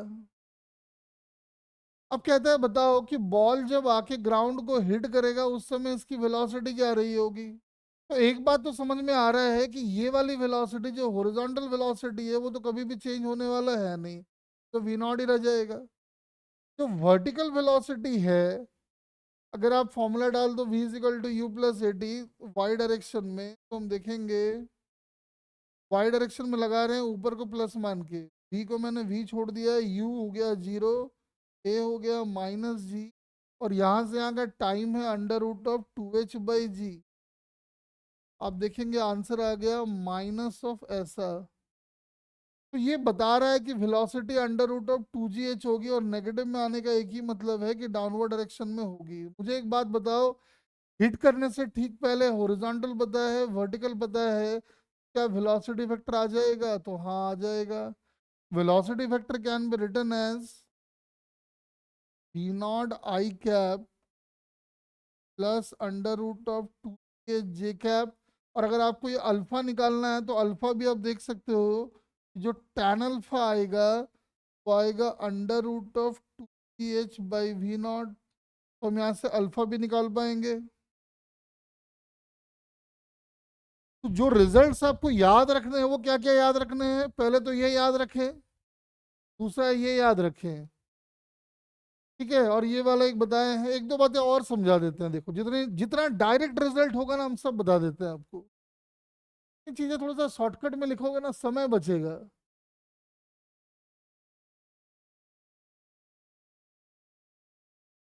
ध्यान से देखना, जो जो बातें हो रही हैं हम सब लिखवा देते हैं। अभी मैंने बताया कि हिट करने से पहले इसकी इधर वाली वेलोसिटी v0 होगी, इधर वाली वेलोसिटी √2gh होगी। एंगल वैंगल सब निकाल लिए थे अभी हम। अब और एक दो बातें देखो, जीरो टाइम पे प्रोजेक्टाइल यहाँ है, तो किसी टाइम टी के बाद समझ में आ रहा है कि प्रोजेक्टाइल यहाँ पे होगा, और इसकी जो वेलोसिटी होगी वो इधर होगी। अब इस वेलोसिटी के दो कंपोनेंट होंगे, एक इधर दूसरा इधर, और हम ये टी टाइम की बात कर रहे हैं। आप समझ में आ रहा है, चूंकि हॉरिजॉन्टल वेलोसिटी है तो वो कहीं बदलने वाला है नहीं, वो तो v0 ही होगा। और टी टाइम के बाद जो वर्टिकल वेलोसिटी होगी, अगर ध्यान से देखो तो u0, a की वैल्यू g, तो टी टाइम में ये वाली वेलोसिटी आ जाएगी gt। तो आप देख सकते हो कि किसी भी टाइम पे प्रोजेक्टाइल की वेलोसिटी लिखा जा सकता है v0 i cap plus gt - j cap. ठीक वैसे ही ये वाला एंगल अगर आपको चाहिए तो हम tan अल्फा को लिख पाएंगे gt/0, वो एंगल भी आ जाएगा। हाँ अगर आपको ये निकालना है, ये कितना होगा ध्यान से देख लो, u0, a की वैल्यू g और टाइम t, तो ये डिस्टेंस मेरा आ जाएगा ½ gt²। और ये वाला डिस्टेंस निकालने के लिए समझ में आ रहा है कि u की वैल्यू है v0, a की वैल्यू है 0, तो तो ये वाला डिस्टेंस जो मेरा आएगा वो सीधा सीधा आ जाएगा V0 × T। आप देख सकते हो सब कुछ हमने यहाँ पे लिख दिया, आपको जो मर्जी निकालना हो सब निकाल लो। और इंटरेस्टिंग बात यह है कि आधा से ज्यादा बात सब हम पहले पढ़ चुके हैं, जैसे ये वाला, ये वाला, ये वाला, ये सब हम कई बार आपको यूज करना सिखा चुके हैं। बोलो।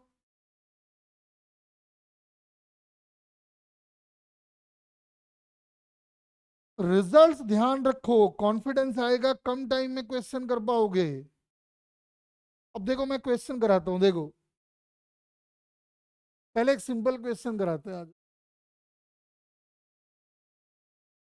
बॉल को 20 मीटर पर सेकंड से फेंका, हाइट ले लो 20 मीटर, पता करो टाइम ऑफ फ्लाइट क्या होगा।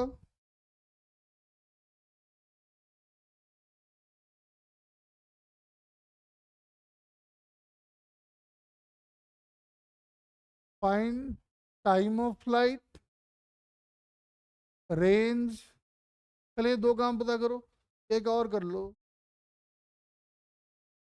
Velocity when projectile hits the ground. तो तीन काम तो करो पहले।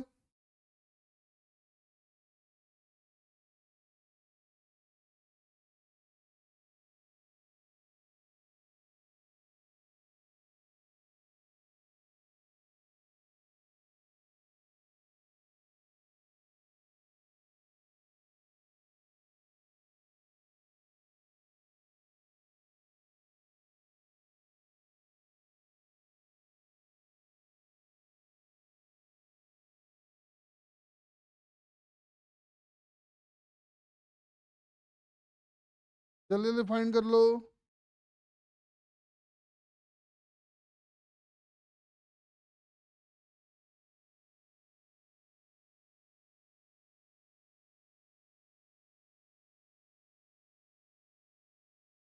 √400 इज बेटा 20, वो तो लेख।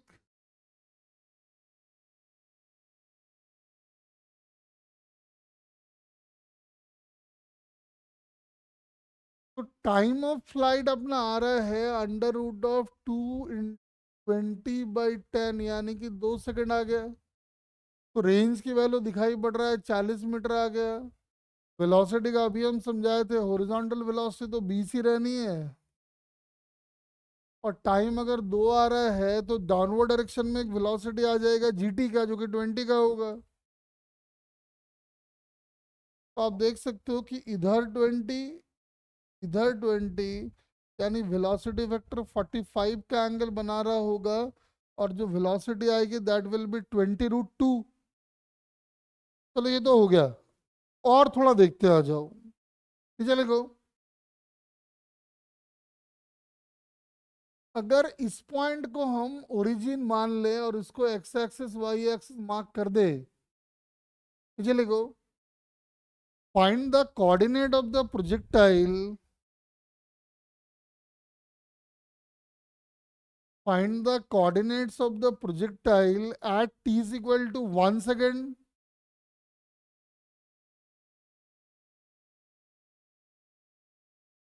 find the coordinate of the projectile at t is equal to 1 second।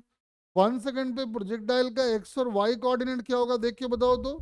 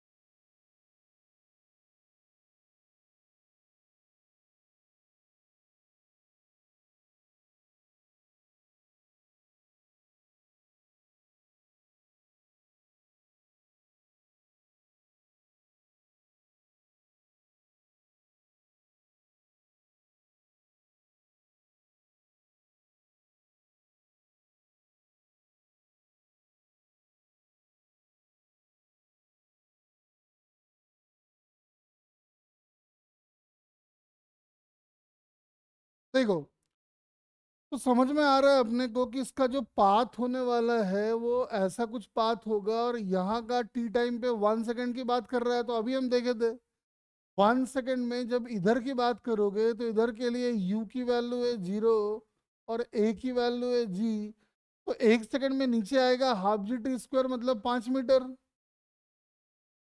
यानी इसका y कोऑर्डिनेट तो हो गया -5। अब x कोऑर्डिनेट की बात करो, हॉरिजॉन्टल वेलोसिटी है 20, हम बार बार समझा रहे हैं आपको ये मेथड। इस डायरेक्शन का a है 0, तो t टाइम में ये जो डिस्टेंस ट्रैवल करेगा ये आ जाएगा 20। कोऑर्डिनेट हो गया 20 कॉमा -5। ये सब में हमने अपने को ना समय नहीं बर्बाद करना है,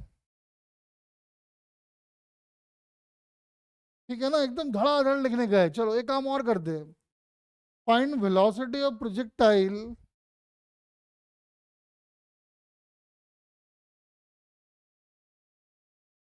find velocity of projectile at t is equal to 1 second. 1 second पे प्रोजेक्टाइल की वेलोसिटी बताइए जरा फटाफट, मैग्नीट्यूड वाइज भी बताइए, डायरेक्शन वाइज भी बताइए।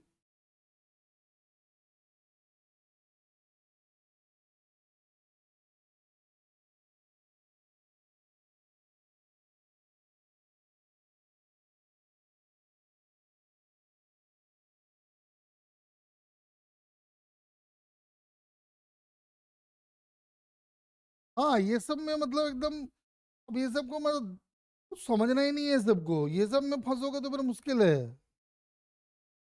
अरे बहुत दूर जाना है आपको, छोटी छोटी बातों में फंसोगे तो फिर मुश्किल है। हाँ, तो ये वाला अपना 20, क्योंकि हॉरिजॉन्टल वेलोसिटी हमेशा कांस्टेंट रहती है, और ये वाला आ जाएगा जीटी, जीटी का मतलब 10 हो गया। यानी दिख रहा है कि 20i प्लस 10 - j। समझ में आ रहा है कि मैग्नीट्यूड निकालना है तो मैग्नीट्यूड डायरेक्शन सब निकल के आ जाएगा, जो मर्जी है सब निकाल लो। चलो आ जाओ, थोड़ा और समझते हैं, नीचे लिखो। एक अच्छा क्वेश्चन कराता हूँ, आओ।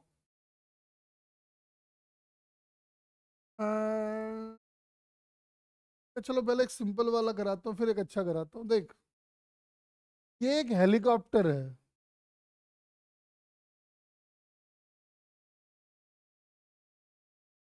और इसके ऊपर अभी बॉम्ब रखा हुआ है।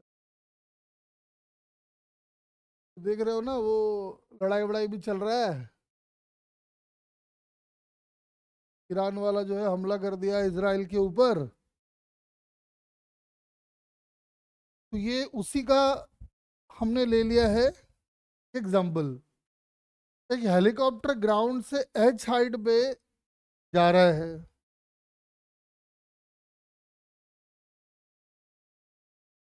ठीक है।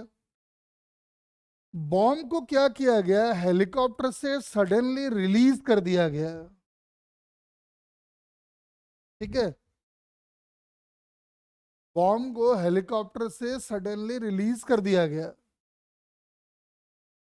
तो पहले तो मुझे एक बात बताओ कि बॉम्ब को अगर मैंने सडनली एकदम धीरे से जेंटली छोड़ दिए, तो बॉम्ब का पाथ कैसा होगा? बॉम्ब क्या ऐसे गिरेगा या बॉम्ब ऐसे गिरेगा, या बॉम्ब पीछे इसी रास्ते को फॉलो करेगा, बताओ।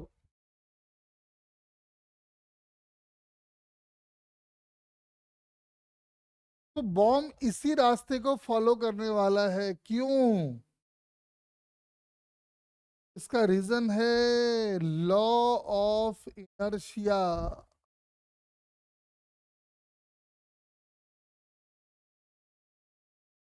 इसका रीजन है लॉ ऑफ इनर्शिया। अब ये कैसे है, क्या है, ध्यान से सुनो। जैसे मान लो आप बस में जा रहे हो, बस वाला जो है एकदम भाग रहा है, अचानक से बस वाले ने ब्रेक मारा और बस रुक गई।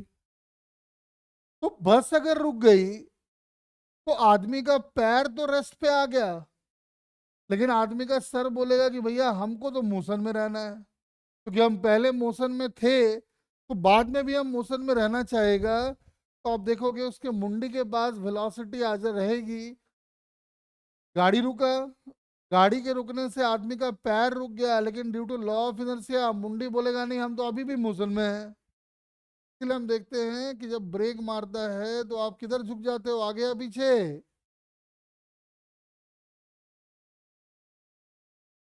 हाँ, तो क्या समझ में आ रहा है कि मुंडी आगे गया है, क्यों गया, ये समझ में आ गया सबको?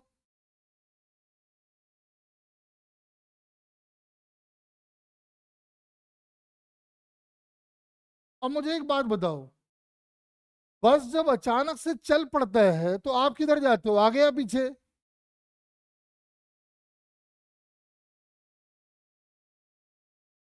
अब पीछे क्यों जाते हो ये समझ में आ गया क्या?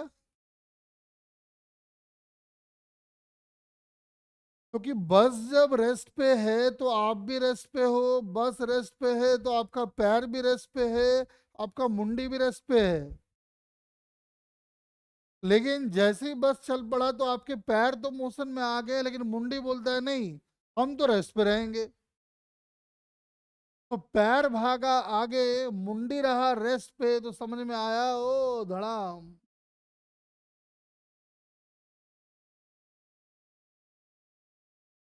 ठीक वैसे ही, क्योंकि बॉम्ब अभी हेलीकॉप्टर में रखा था, तो बॉम्ब के पास अभी वही वेलोसिटी है जो हेलीकॉप्टर की है। तो जैसे ही आप हेलीकॉप्टर से बॉम्ब को डिटैच करोगे तो बॉम्ब के पास वही वेलोसिटी आ जाएगी जो हेलीकॉप्टर के पास है। मालूम चला ऐसा? अब इंटरेस्टिंग बात सुनो जरा क्या होगा, देखो जरा ध्यान से। तो आप कह रहे हो कि सर हमने ना बॉम्ब को वही वेलोसिटी मिल गया जो उसका था, यानी बॉम्ब जो है वो हॉरिजॉन्टल पाथ फॉलो करेगा ऐसा? अब ध्यान से अगर देखो तो बॉम्ब की हॉरिजॉन्टल वेलोसिटी और हेलीकॉप्टर की हॉरिजॉन्टल वेलोसिटी एकदम सेम है। अगर दोनों की हॉरिजॉन्टल वेलोसिटी सेम है तो क्या होगा, ध्यान से देख। जब बॉम्ब होगा यहाँ, हेलीकॉप्टर होगा यहाँ, क्योंकि दोनों ने सेम हॉरिजॉन्टल डिस्टेंस ट्रेवल किया है। जब बॉम्ब यहाँ, हेलीकॉप्टर यहाँ, जब बॉम्ब यहाँ, हेलीकॉप्टर यहाँ, जब बॉम्ब यहाँ, हेलीकॉप्टर यहाँ, जब बॉम्ब यहाँ, हेलीकॉप्टर वहाँ। आगे हम कुछ बोल नहीं पाएंगे, क्योंकि जैसे ही बॉम्ब ब्लास्ट होगा, बॉम्ब तो फटेगा ही फटेगा, हेलीकॉप्टर भी उड़ जाएगा। इसीलिए आपने नोट किया होगा कि बॉम्ब गिराने वाले प्लेन कभी भी हॉरिजॉन्टली नहीं भागते हैं लगातार, वरना मालूम चला कि बॉम्ब गिराना दुनिया का सबसे महंगा सौदा हो जाएगा। इसीलिए देखोगे फाइटर प्लेन्स आते हैं, बॉम्ब गिराते हैं, ऐसे निकल लेते हैं। बात समझे? इस केस में साफ साफ दिखाई पड़ रहा है कि जब भी बॉम्ब जो है देख लो एकदम हेलीकॉप्टर के ठीक नीचे नजर आएगा, तो जब ये बॉम्ब एक्सप्लोड करेगा हेलीकॉप्टर उसके ठीक ऊपर होगा। तो आपको पता है कि हेलीकॉप्टर बहुत ज्यादा हाइट पे उड़ता नहीं है, तो मालूम चला एक बॉम्ब गिराया, खुद को उड़ा लिया। अब एक बात और बताओ, सुनो, एक बात बताओ, जैसे मान लो ये एक हॉट एयर बलून है। हॉट एयर बलून का जो है ना किसी टाइम पे वेलोसिटी है मान लो 10 मीटर पर सेकेंड, और एक्सलरेशन है इसका 10 मीटर पर सेकेंड स्क्वायर। मान लो कि हॉट एयर बलून में हम हैं, मैंने क्या किया, मैंने अपना हाथ बाहर निकाला जेंटली, है ना, हम क्या किया, एक हॉट एयर बलून से अपना हाथ बाहर निकाले और एक पत्थर को मैंने जेंटली छोड़ दिया, पकड़े हुए तो छोड़ दिए। मुझे एक बात बताओ, just after releasing the stone पत्थर की वेलोसिटी कितनी होगी?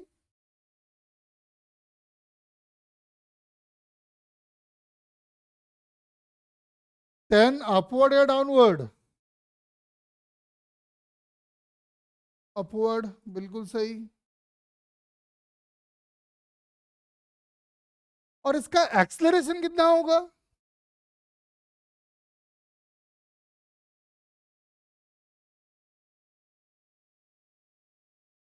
10 तो होगा अपवर्ड या डाउनवर्ड, साफ साफ बोलो।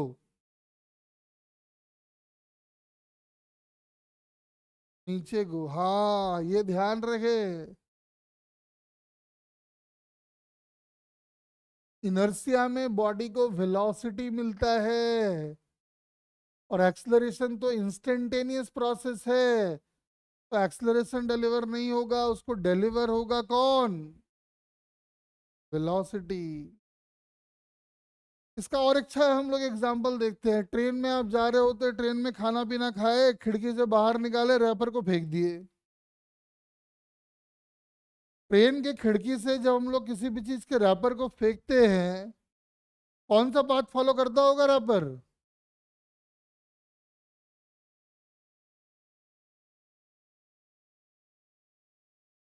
हाँ, तो रैपर साथ साथ इसलिए चल रहा है शुभम जी, क्योंकि जैसे ही आपने रैपर को अपने हाथ से छोड़ा तो उसको वही वेलोसिटी मिल गई जो कि ट्रेन की है, और आप खुद ट्रेन की वेलोसिटी से भाग रहे हो। इसका पाथ तो पैराबोलिक होगा, लेकिन ये सेम टाइम में सेम हॉरिजॉन्टल डिस्प्लेसमेंट ट्रैवल करेगा। इसीलिए लगता है कि रैपर साथ साथ भाग रहा है। मुझे एक बात बताओ, अगर हम मान लो कि कोई एक बॉल को ट्रेन की खिड़की से बाहर निकाले हाथ और छोड़ दिए, ट्रेन में बैठा हुआ पैसेंजर क्या बोलेगा? उसका पाथ कैसा है, जल्दी बताओ।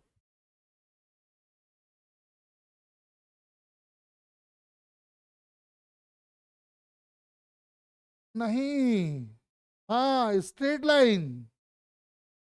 अरे जब दोनों की हॉरिजॉन्टल वेलोसिटी सेम है तो दोनों एक दूसरे को आगे बढ़ता हुआ तो दिखेगा ही नहीं, वो सिर्फ अपने को नीचे आता हुआ नजर आएगा। लेकिन ग्राउंड पे बैठा हुआ आदमी जब देखेगा तो वो क्या बोलेगा, जल्दी बताओ। ग्राउंड पे बैठा हुआ आदमी जब देखेगा तो वो बोलेगा कि बॉल का मोशन कैसा है? पैरा बोले। चलो एक अच्छा क्वेश्चन कराता हूँ, आ जाओ। एक बॉडी को ऐसे फेंका गया, देखते कितने बच्चे कर पाएंगे। और ऐसे क्वेश्चन हम पहले भी करवा चुके हैं, इसलिए मुझे उम्मीद है कि तुम जरूर कर पाओगे। एक बॉडी को ऐसे फेंका है और एक बॉडी को ऐसे फेंक दिया। जाहिर सी बात है, ये अपना ऐसे चलेगा, ये अपना ऐसे चलेगा। Find the time after which,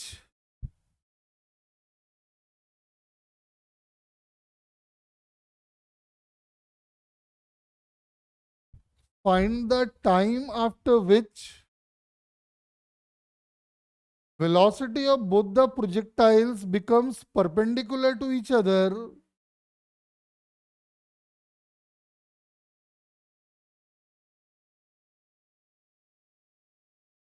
Find the time after which velocity of both the projectiles becomes perpendicular to each other.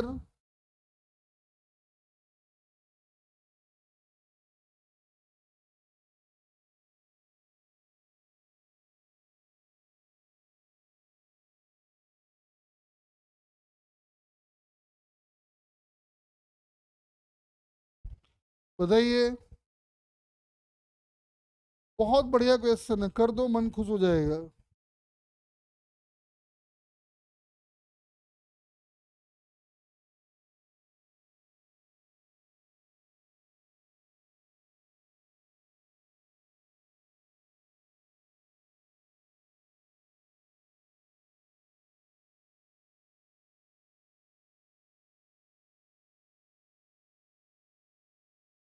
13 height से, ये हाइट काफी ज्यादा है। एक बॉडी को इधर फेंक दिए, एक बॉडी को इधर फेंक दिए हॉरिजॉन्टली। कह रहा है बताओ कितने टाइम के बाद दोनों की वेलोसिटी एक दूसरे पे परपेंडिकुलर हो जाएगी। The time after which velocity of both the projectiles become perpendicular to each other. V1 V2 के इक्वल नहीं है, ध्यान रखें।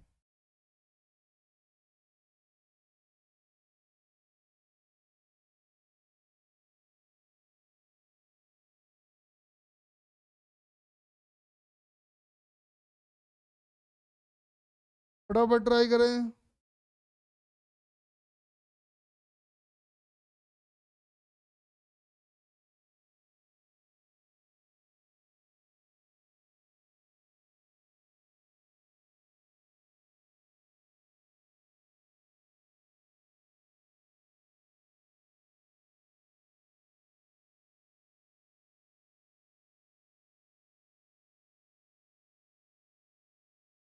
Very good Shubham ji.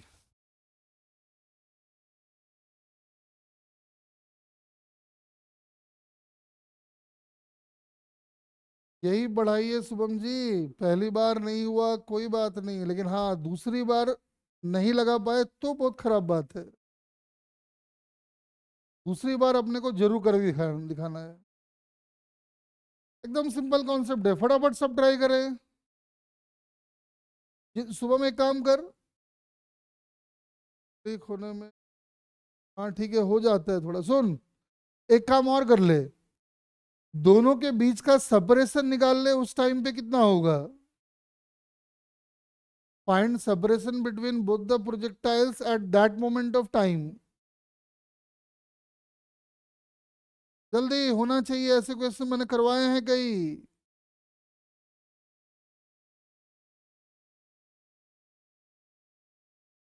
हो तो गया मुस्कान जी, सॉल्यूशन तो भेज।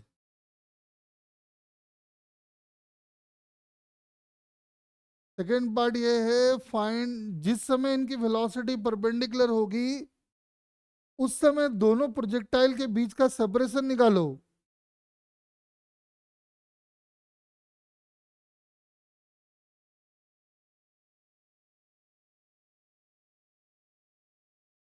हाँ ठीक है, बिल्कुल सही है।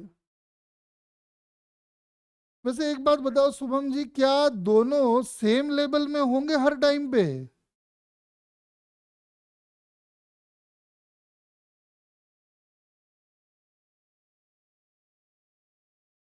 हाँ मुस्कान जी सेम होंगे।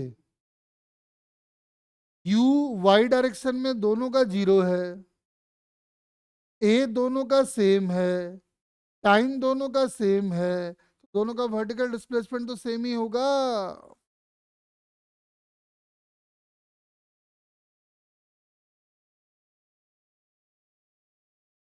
फटाफट जा ट्राई करो।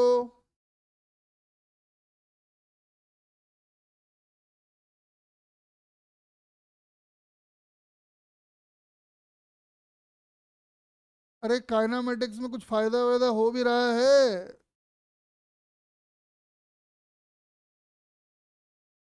भाई हम जो है ना, हम तो एकदम लगे हैं मिशन में कि भैया तुम लोगों को अच्छे रैंक के साथ आईआईटी में भेजना है। ठीक है ना, तो एफर्ट आपको भी करना पड़ेगा, एफर्ट नहीं करेंगे तो बात नहीं बनेगा। मेरा क्या है, हम भी तुमको आसान आसान क्वेश्चन करवा दे, तुम खूब नंबर ले आओ, तुम खुश भी हो जाओगे। असली वाले एग्जाम में जाओगे तुम बोलेगा अरे यार इस सर ने क्या पढ़ा दिया, कुछ भी काम नहीं आया। असली पढ़ाई हमेशा ध्यान रखें, इतना आसान नहीं है। आ जाओ समझते हैं। तो याद करो मैंने बताया था कि टी टाइम के बाद जो प्रोजेक्टाइल की वेलोसिटी होगी वो इधर होगी v1, इधर होगी जी टी, और वैसे ही इधर होगी v2 और इधर होगी जी टी। तो वन की वेलोसिटी को हम लिख सकते हैं कि v1 i cap plus G T minus J cap, और दूसरे वाले को लिख सकते हैं v2 - i plus G T minus J cap, और दोनों का डॉट को जीरो कर दिया क्योंकि दोनों परपेंडिकुलर है, बोल रखा है।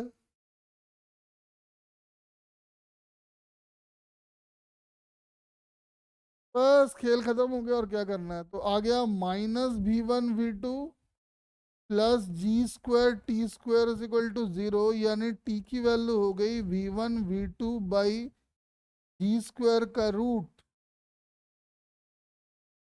यानी ऐसा।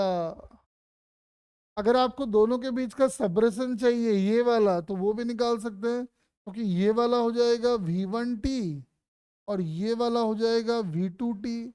तो समझ में आ रहा है कि जो सेपरेशन होने वाला है that will be v1 + v2 × t, और t आप निकाल चुके हो। छोटा सा लेकिन बहुत ही अच्छा क्वेश्चन है ये। हाँ इधर के लिए हम कह रहे हैं इसका भी u0 है, इसका भी u0 है, ए इसका भी जी है, ए इसका भी जी है, टाइम आप दोनों के लिए सेम ही बता रहे हो, तो पक्का ये वाला वही ½ g t² ही तो रहा होगा। भाई ये बता, इन सब में समय एकदम बर्बाद नहीं करना है आपको।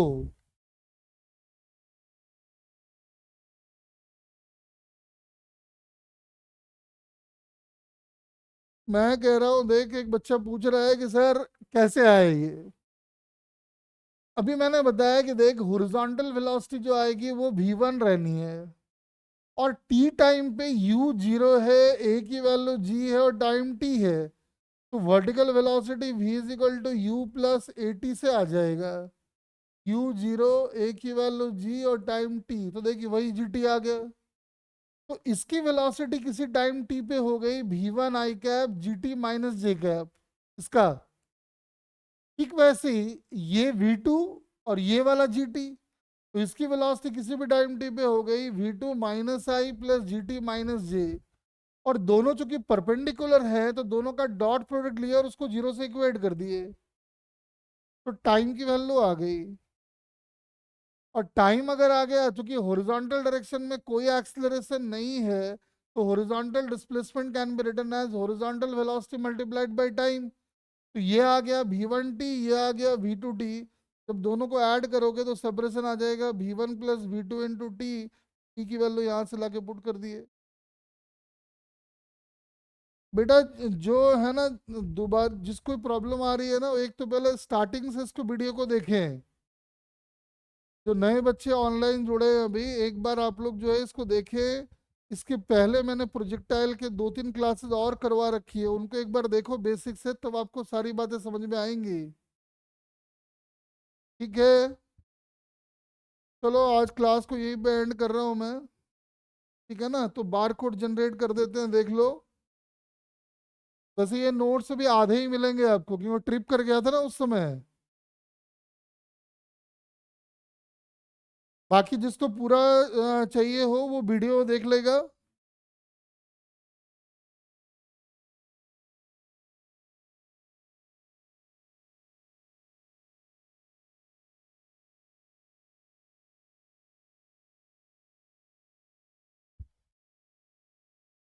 ठीक है, नोट कर ले इसको फटाफट जरा।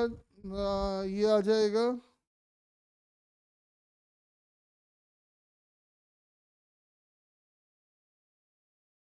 चलो क्लास को ऑफ कर रहा हूँ।